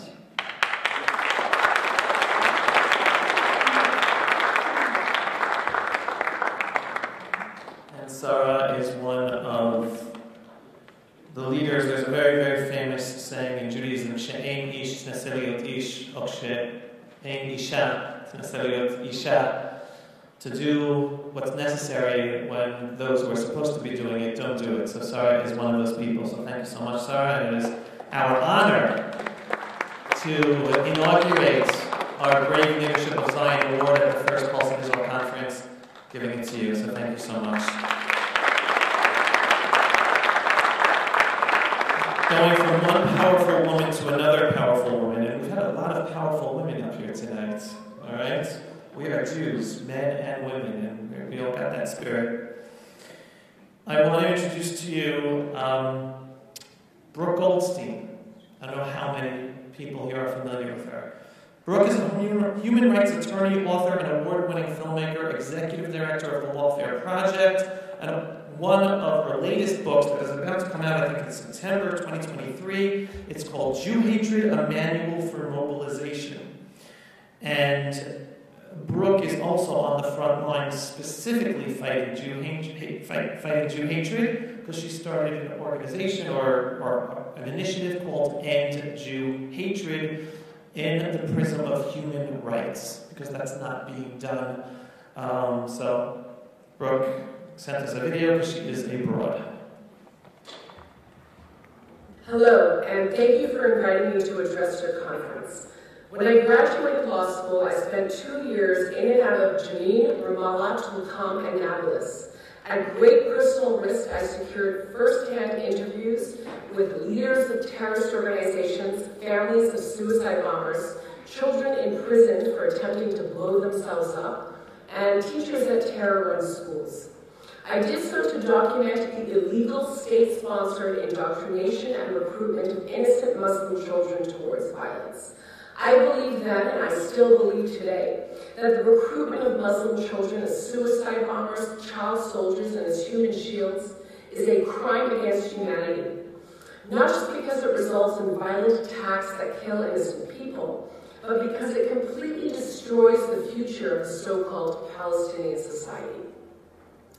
My footage ended up being compiled into a 60-minute documentary film, which won the Audience Choice Award for Best Film at the United Nations Documentary Film Festival.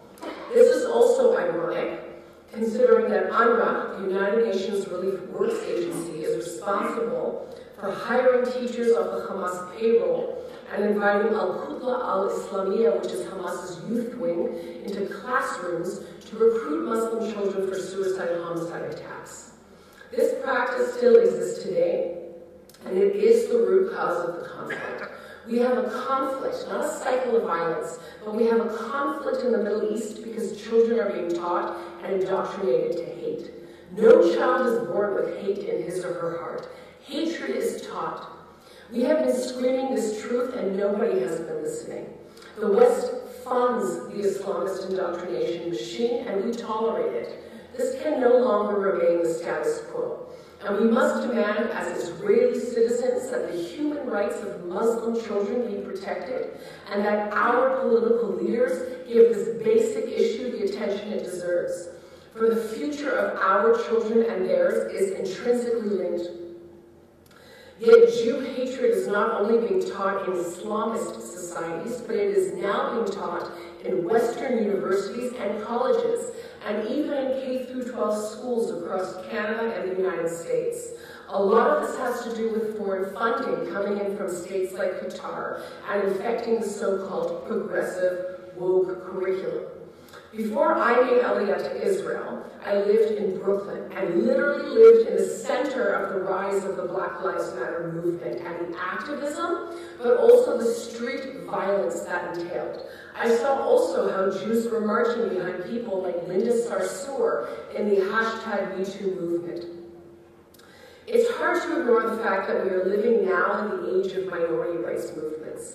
The Jewish community is the oldest, most persecuted minority community in human history. And while great strides have been made for women's rights, for black rights, for gay rights, and so forth, how come the Jewish community has not received any parity? Why is it that Jew hatred is the only bigotry that's still tolerated in polite society? The only bigotry for which there are no real societal, political, legal, and other consequences. Why is it that Adidas can kick out Kanye West, but then replace him with Bella Hadid, a major Islamist Jew hater?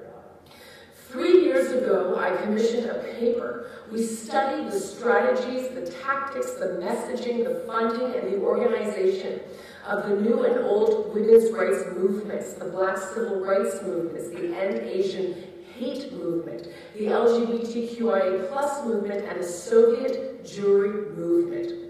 Following the study, based on what we learned, we launched the End Jew Hatred movement, the first Jewish civil rights movement in modern times. Did you know there's never been a Jewish civil rights movement in the West? The Zionist movement, which was started 125 years ago by Theodor Herzl, was about getting the Jews out of the diaspora and establishing sovereignty in Israel. The current pro-Israel advocacy movement is also all about securing the state of Israel. But a true civil rights movement is that which demands equality before the law and justice here and now. You do not have to be a Zionist or to advocate for Israel or to move to Israel to demand that your civil rights be protected in the West. And yet that is exactly what's happening. Whole-scale civil rights violations against Jews for being Jews. And we are making a mistake when we respond to civil rights issues with pro-Israel advocacy. What we are doing is giving them an affirmative defense to discriminate against us. That is why End Jew Hatred is a grassroots movement centered on Jewish liberation from all forms of oppression and discrimination in the West. We work to eliminate Jew hatred from Western culture through peaceful direct action and education. We organize actions such as protests and other campaigns that ensure real consequences for acts of anti-Semitism. We have chapters all around the world, and I'm proud to say that April 29th has been declared officially in the United States as the day to end Jew hatred by dozens of lawmakers from both sides of the aisle. But what do I mean by ending Jew hatred? Sounds fanciful. Well, hatred is an emotion that you cannot entirely get rid of. You can ensure consequences for acts of anti-Jewish bigotry through the legal system, as well as through real grassroots actions and Jewish unity around strategic results. We can create precedents that deter bad behavior and push this viral disease back into remission where it belongs. Just like you can't say the N-word, just like you can't behave like Harvey Weinstein, so too must you fear consequences for engaging in Jew hatred. I invite you to join the movement and to pre-order my book, End Jew Hatred, a manual for mobilization, which offers pragmatic strategies that work. It shows how we can affect real and lasting change by championing the Jewish cause as a minority rights issue, and how the Jewish community can move from defensive pro-Israel advocacy to offensive civil rights advocacy and affect real and lasting change. Finally, it's my pleasure to announce that we are making a $5,000 grant to anyone at this conference who can organize a group of 20 or more people and start a chapter of the movement and come up with a strategic action that holds Jew haters accountable. For example, if you organize a protest outside the United Nations demanding accountability, we will fund it. We will fund buses that bring people to the protest. We will provide you with pro bono legal support. And we will find other strategic actions and partners to get you out on the street making a real difference by standing up for your rights. No more letter-writing campaigns. No more behind closed-door negotiations. No more relying on big-box organizations to solve our problems for us. The time is now to use the same strategies and tactics that have worked for other minority rights movements, get out on the street, and to organize for ourselves. We have marched for others. The time is now to march for ourselves. I wish you a productive conference, but most of all, I hope that you will learn the tools necessary so that you can mobilize after this conference and engage in real strategic actions that further the Jewish cause as the greatest minority rights issue of our lifetime. Thank you.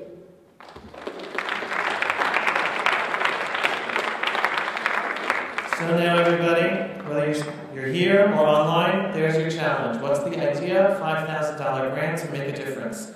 And finally, I want to invite Elon Carr up to speak with us. You have waited patiently for him, and I want to read his bio correctly.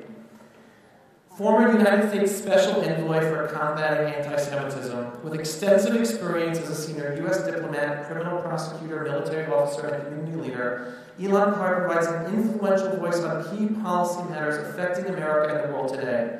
He has served as a visiting fellow at the Heritage Foundation, a teaching fellow at the University of Southern California, and a member of several for-profit and nonprofit boards of directors. In 2019, Mr. Carr was appointed United States Special Envoy to monitor and combat anti-Semitism.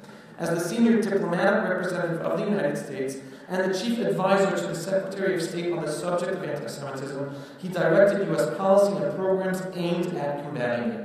During his tenure, his office was voted by Congress to be given the rank of ambassador. Prior to his federal appointment, Mr. Carr prosecuted violent felony crimes for more than a decade as a deputy district attorney for Los Angeles County. Mr. Carr is an officer in the United States Army Reserve and received multiple awards for his 2 decades of military service. During his wartime service in Iraq, he led the first Hanukkah ceremony and regular Jewish services in the former presidential palace of Saddam Hussein in Baghdad. Mr. Carr served as the 71st International President of Alpha Epsilon Pi, a voting member of the Conference of Presidents of Major American Jewish Organizations, and a member of the National Council of AIPAC. He currently serves on the International Advisory Council of the Combat Anti-Semitism Movement. I want to thank Mr. Carr for all of the work he has done, all the work he's doing, and all the work he will continue to do. My goodness, what an introduction. Well, thank you so much. Avi, thank you. How lucky are we to have you? Avi, thank you. You are a warrior. And look, you've made Tzedek Tirdof a family business. Your son made a movie. Shira is doing all of the behind the scenes. Your parents are here. This is really, it is really a family business, and as it should be for all of us, right? Amazing. I'm so honored to share this evening with my dear friends, with Ken and Caroline and Richard and Itamar and Brooke and just Melanie. I mean, what an amazing collection of real leaders who above all speak with moral clarity. And isn't that what we need so much? But most of all, I want to thank you. I want to thank our audience, our physical audience and our audience, our global audience around the world watching, because you have taken time out of your lives to focus on this most urgent and pressing issue. And it is an urgent and a pressing issue. In 2019, I was appointed by the President of the United States and the Secretary of State to lead America's fight against this ancient yet recurring, indefatigable human sickness that is Jew hatred. And I took that appointment at a time of rising anti-Semitism throughout the world. Who could have believed that less than 80 years after the end of humanity's greatest crime, that took 2/3 of the Jews of Europe, that Jew hatred would be rising, even in Europe, and yes, even in the United States, among the most philo-Semitic countries in the history of the world. Who could have imagined such a thing? And the question I received so often, including from members of Congress, is how could this be happening? What is going on that we are seeing this tsunami of Jew hatred? We are in fact seeing anti-Semitism rising from 3 disparate ideological sources, all of them relevant to this conference that brings us here today. We are seeing anti-Semitism rise from the ideological source of the far right. These are ethnic supremacists who hate everyone unlike themselves, but Jews primarily first on the list. They occupy vile internet chat rooms. They conduct torchlit marches, the likes of which we thought we had long since graduated from. They are the chief source of violence to Jews in the United States. But unlike simply white supremacists, which occupy a very prominent piece of this far-right group, it's not only white supremacy. It is ethnic supremacy from various sources. And as we heard Itamar Marcus explain earlier so very well, one of the core features of Palestinian anti-Semitism is exactly that.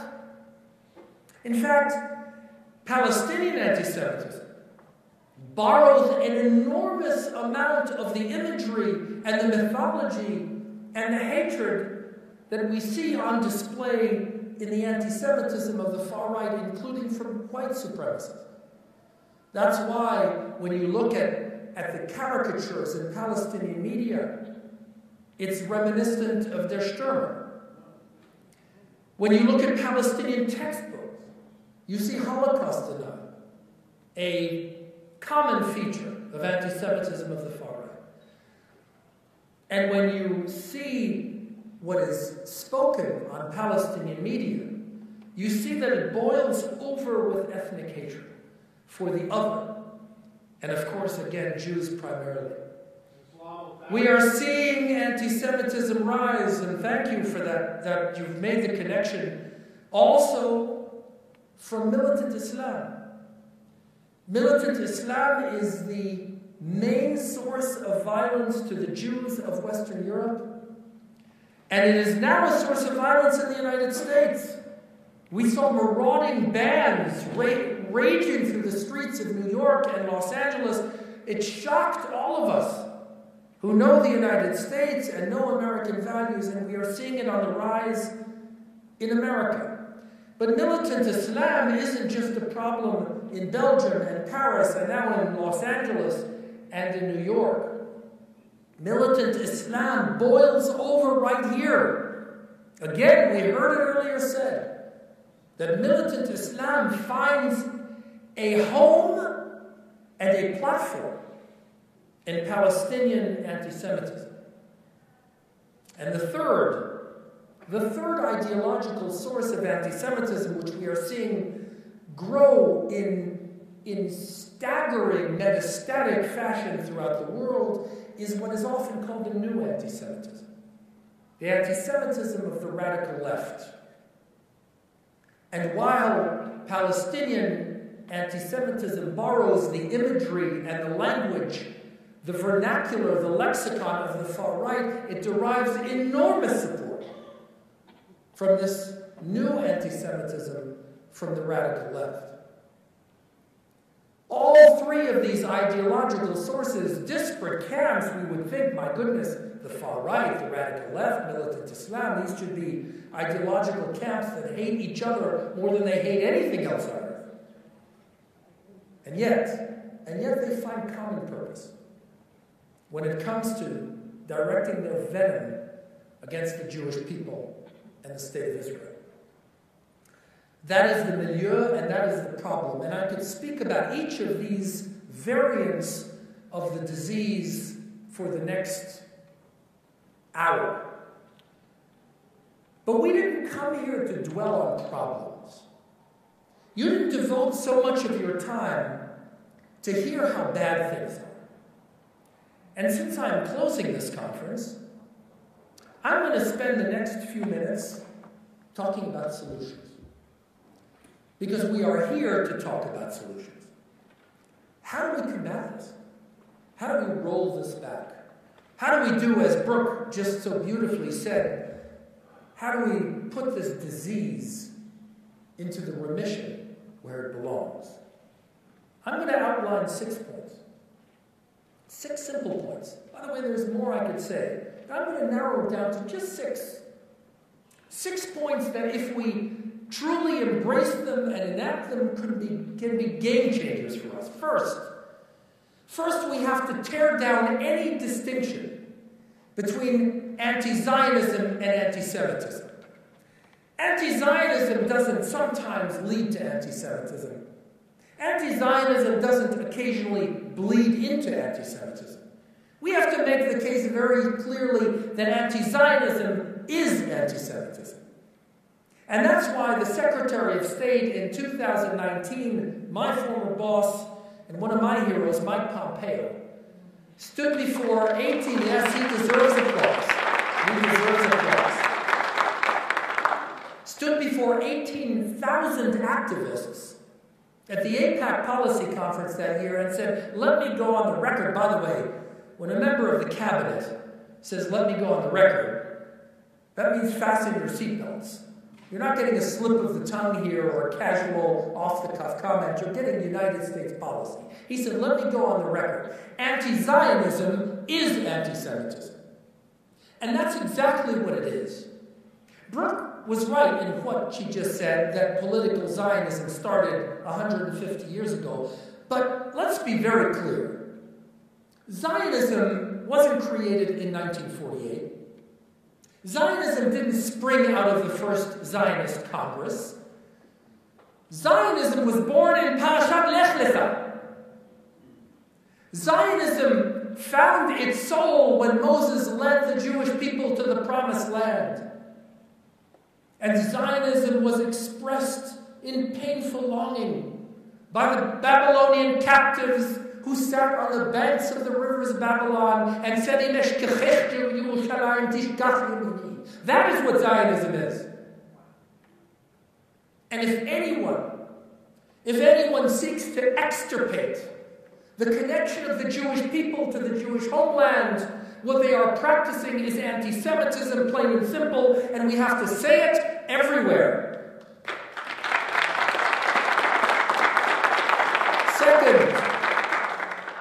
Second, we have to double down on Jewish peoplehood. This is something, sadly, that many Jews in the diaspora have forgotten. Yes, we are a religion. Yes, we have a faith in God. Yes, we are a culture. But let's not forget. Let's not forget what we were first. We were first Am Yisrael. And when we take the Torah out of the Aron HaKodesh every week, we say, Baruch Shenatan Torah le'amo Yisrael. We are a people. And by the way, it is by virtue of our peoplehood that we have a right to self-determination in our ancestral homeland. Religions don't get countries. Nations get countries. And if we forget the core essential identity of the Jewish people as an ethno-national people, we do ourselves a grave disservice. And we give our enemies the tools by which they can undermine our existence. This is a key point.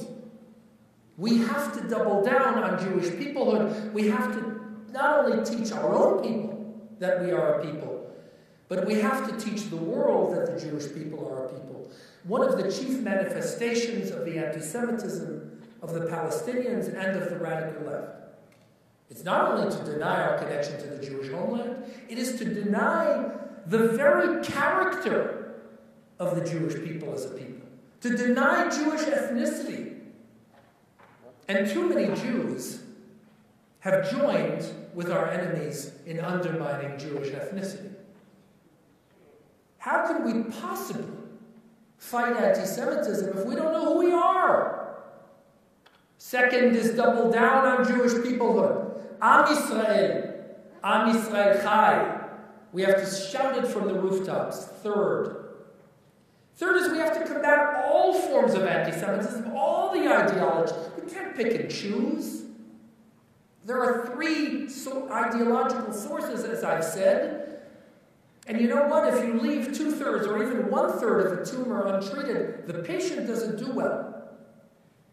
So if you're serious about combating the scourge of Jew hatred, you have to fight it no matter what ideological clothing it wears.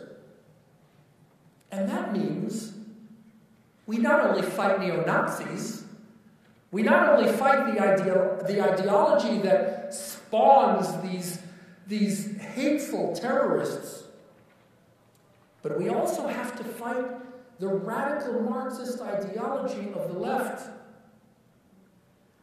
A worldview that gives rise to anti-Semitism as clearly as B follows A. This is something that far too many Jews refuse to do. But it is critically important that we do it.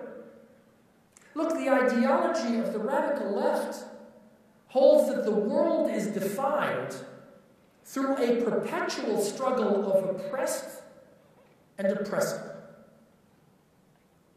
Who are the oppressors? Well, they're people of privilege.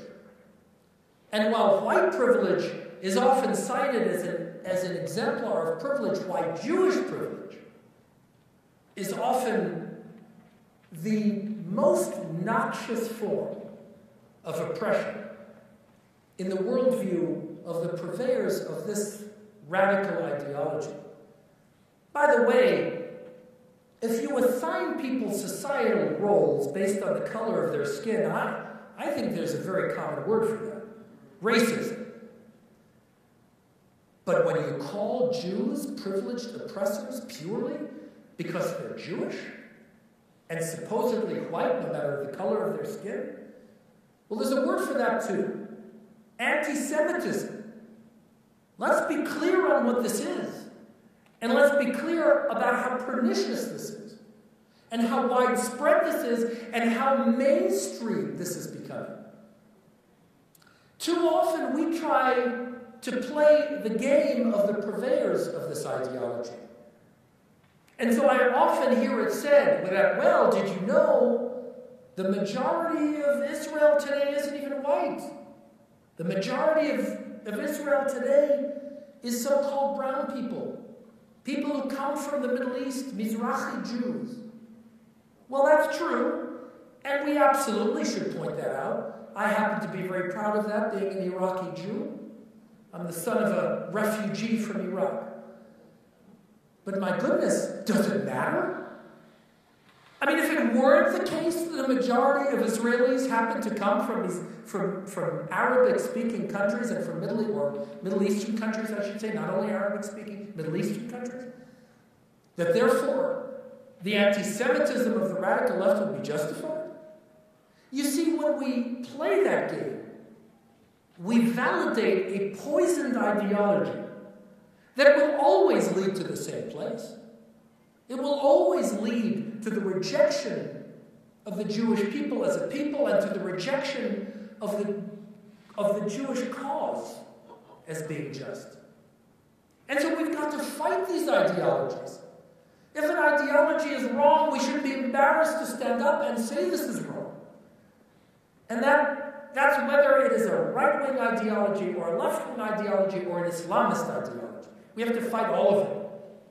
And if we don't fight all of it, we're not serious about fighting any of it. Fourth, it's been said many times tonight, campuses, campuses, campuses. Our greatest treasure, my friends, is our youth, our young people. If we consign our young people to vile ideological indoctrination, what does that say about us? About our priorities? Fighting anti-Semitism in schools and campuses means, yes, protecting Jewish students from harassment and discrimination, for sure. I was very proud that our administration, the last administration, issued an executive order. President Trump issued an executive order applying Title VI civil rights protections to Jewish students on campus. I was at the White House when he signed it. He looked at the camera and he said, let me make this very clear. If you are a university and you're promoting the harassment and discrimination of your Jewish students, you are going to lose a lot of money. Don't expect federal funds. I promise you, you know how he said, don't expect, you know how he looked right at the camera, you know how he does that. I promise you, every single university president and chancellor in the country heard those warning shots loud and clear. It is critically important to protect Jewish students against harassment and discrimination. But let's be clear, that's not sufficient. That's a start. But we've got to bring balance. We've got to bring balance to our schools.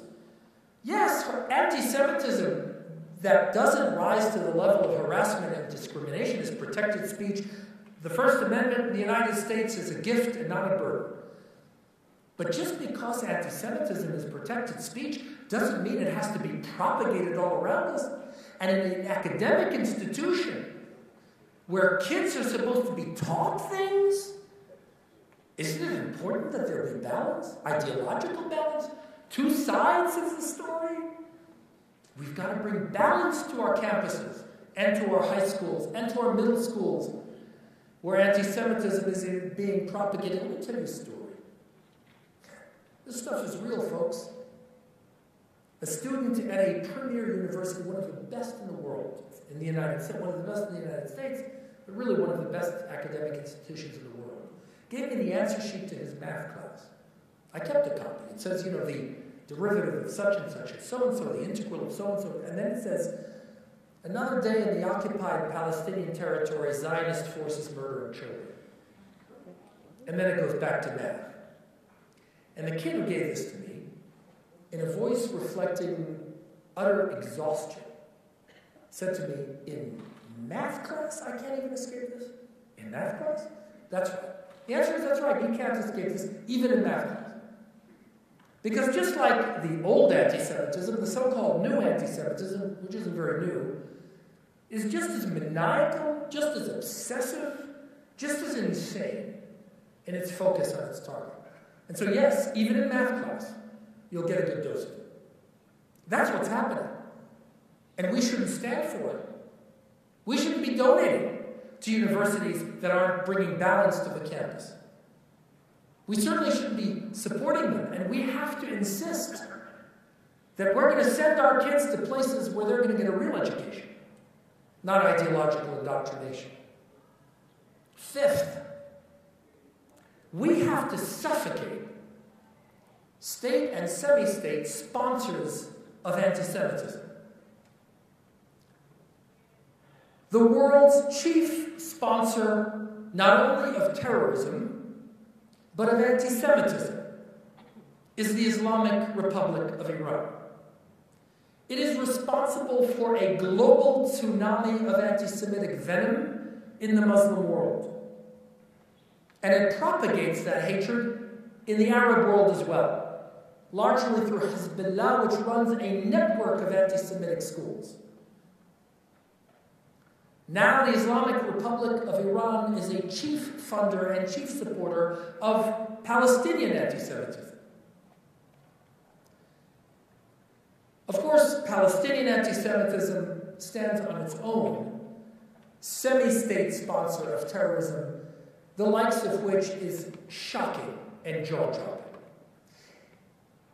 In 2016, the Palestinian Authority reissued textbooks that it decided to use in its schools, new editions of textbooks. I mention the date because this is before the Trump administration, so nobody can say that it was the strong policies calling out, holding accountable the Palestinians that might have prompted them to go the other way. This is before the Trump administration. 2016, they issued a new edition of their textbooks. The anti-Semitic content was worse than the previous edition. In fact, it was so bad that in Gaza, Hamas decided in Hamas schools to use PA textbooks. And you know how much they like each other. This is what's going on. And every single country that provides money and funding to the Islamic Republic of Iran or to the Palestinian Authority, when they are pushing and promoting and multiplying anti-Semitic propaganda throughout the world, is in effect collaborating in the state sponsorship of anti-Semitism. No country should be doing that.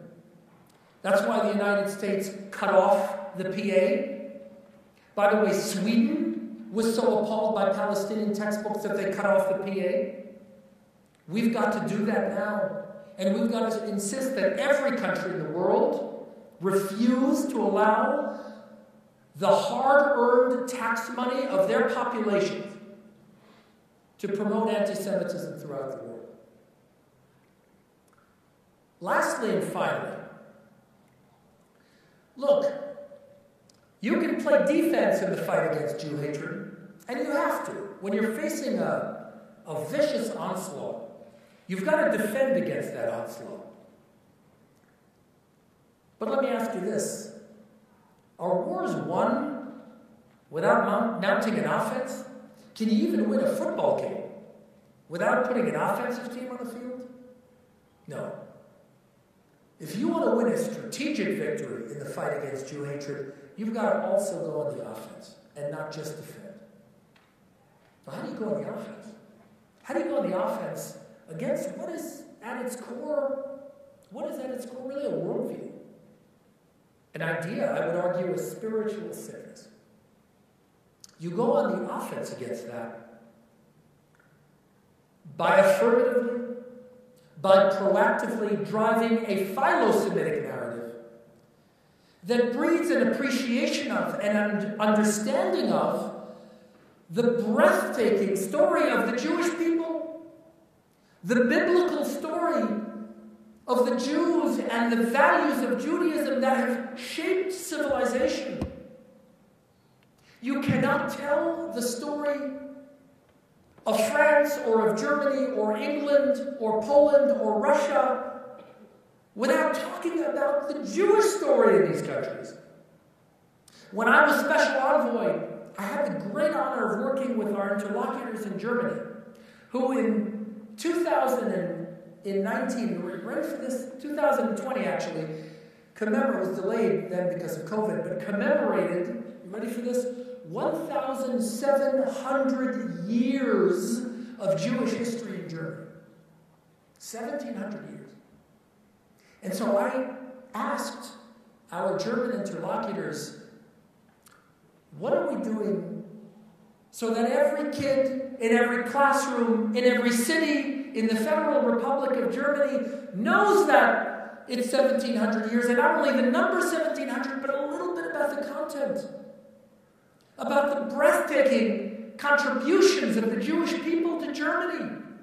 And by the way, vice versa. I asked the question, I said, how many German kids know that the vernacular language of Ashkenazi Judaism from Russia to England is a form of German? Not many, was the answer I got. My friends, if we want to get serious against fighting Jew hatred, we have to turn the tables and talk about those values that have undergirded Western civilization. Ken, I think you know a little bit about this, about how we saved the West. Philo-Semitism. In the United States, and I say this, I know we have a global audience, but there are many Americans in the room. In the United States, for 43 years, every single president of the United States, every year, has declared a period of time for celebrating Jewish contributions to the United States. It used to be Jewish Heritage Week, and since 2016, it's been Jewish American Heritage Month. It's every May. And by the way, May was chosen because of Yom Ha'atzmaut. No kidding. In fact, when it was Jewish Heritage Week, it would move between April and May, always the week of Yom Ha'atzmaut. It's a staggering fact. For those of you who are Americans in the room, did you know this? I bet you didn't. I spoke all over the United States in front of American audiences, including Jewish leaders, who would look at me with blank stares. Now I'd say, let me ask you this. Have you heard of Black History Month? Oh yes, everyone says we've heard of Black History Month, of course. You know why? Well, because there's content. Airports are decorated. Netflix has programs. Every school has a curriculum that is actually talked about in classroom. But you know, it's not the fault of the president that Jewish American Heritage Month has little content. It's the fault of the Jewish community. It's our job to inject content into a presidentially declared celebration of our own heritage. And we haven't done too good a job.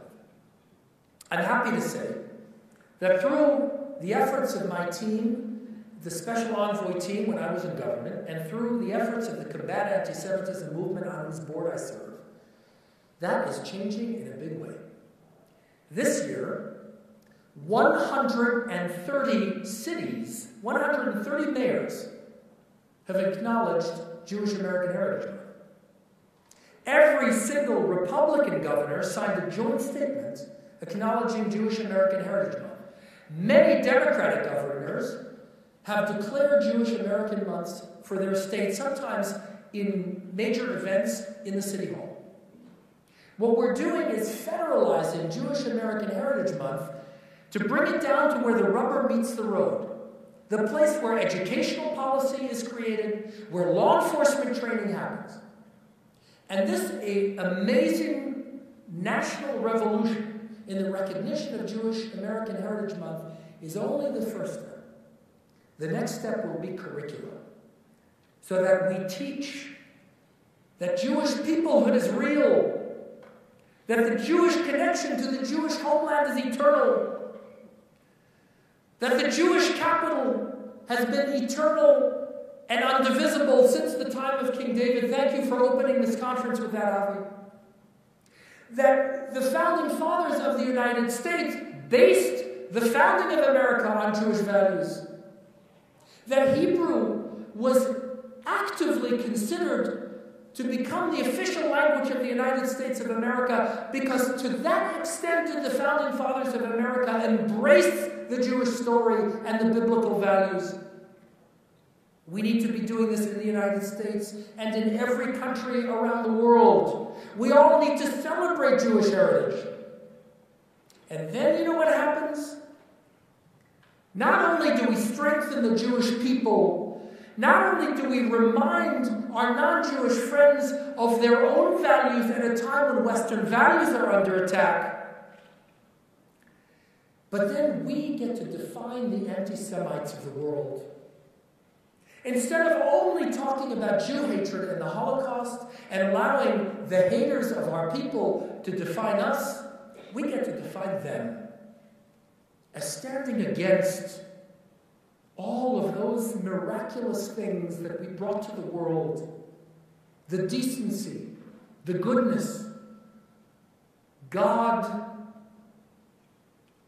and a global standard of ethics. And then we really get to put this disease into remission. My friends, we have begun the month of Tammuz. And as you know, we are approaching Shvat Tammuz, and then a few weeks later, Tisha B'Av. And we learned that we lost the second temple because of Sinat Chinam. The inability of our own people to come together, embrace our mission, our reason for being in this world, our heritage, our history, and in fact to embrace the godly mission for which we were chosen. It is my prayer that through the work of remarkable leaders like you, Avi, through the work of remarkable leaders, the likes of which we have heard during this conference, and audiences like you who deeply care about this problem and want to make a difference, it is my prayer that in these next few weeks, we will put aside all division. We will put aside those things that force us apart, and we will together embrace our journey, embrace our connection to our history and our God and our homeland, and together build Tikkun Olam b'Malchut Shaddai, and that better world that our children and grandchildren so richly deserve. Thank you so very much for all that you do. Thank you for having me. And it was an honor to spend today with you. Thank you.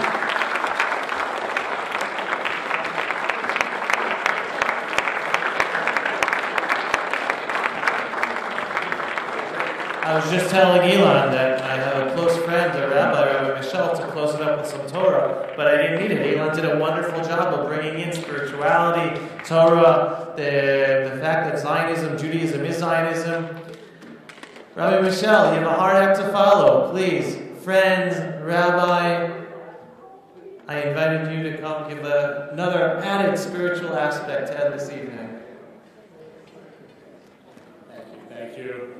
Not to worry, everybody, we're ending here. But Avi began with David, so I'll end with David. He was pursued and outnumbered. He was on the run. Internally, the jealous King Saul was terrified of losing his power, and so he chased David all over Judea. And externally, the Philistines, the Amalekites, and others threatened to destroy David and overrun the people of Israel. So he was literally between a rock and a hard place. He was hiding among the rocks and caves of Judea.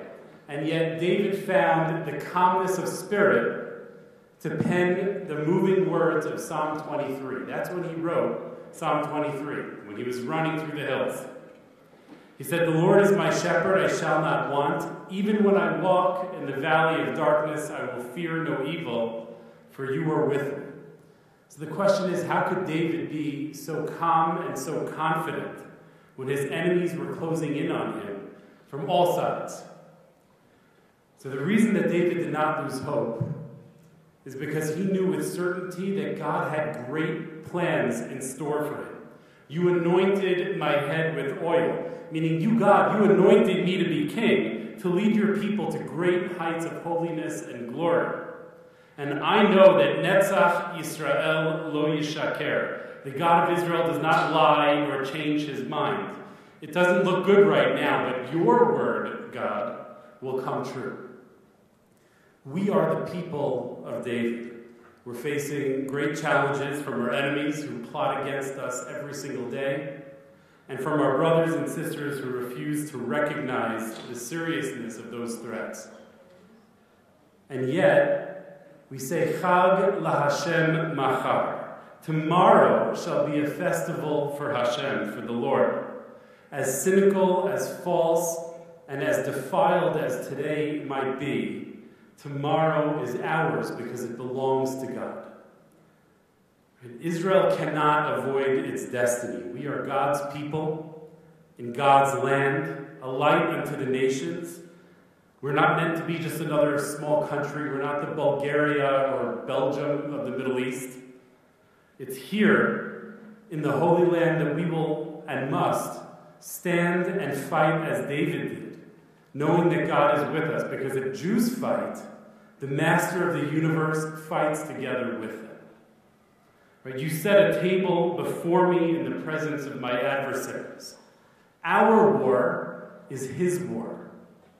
Right? Our victory is his victory. We will be victorious because God is with us. It's not a question. It's only a question of how long it will take. But that day will come. May God bless Israel and all those who stand by her side. And may we soon see the great day when we, the people of David, will no longer have to fight, but will worship God together with all of mankind in the rebuilt temple in Yerushalayim, Yer HaKodesh. Amen.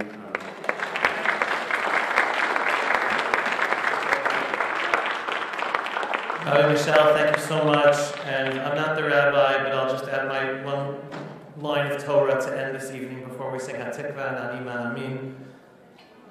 We say this every day in our tefillot, in our prayers. Hashem oz la'amo yiten, Hashem yivarech et amo v'shalom. HaKadosh Baruch Hu, God above, gave us the antidote, the solution to bringing peace to this world. Hashem gives us strength, and he will bring us peace. It's by us standing up with strength, and that strength is a strength in our identity. It's not just an army.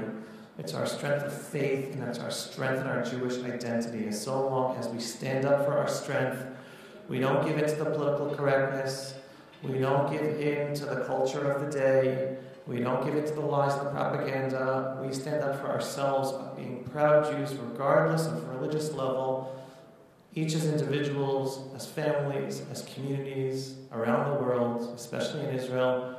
We will have peace. We will overcome. And with that, I want to say thank you to everybody. Thank you to my wife and my family, and to all of you. And with that, everyone please stand up and let's sing Hatzikah.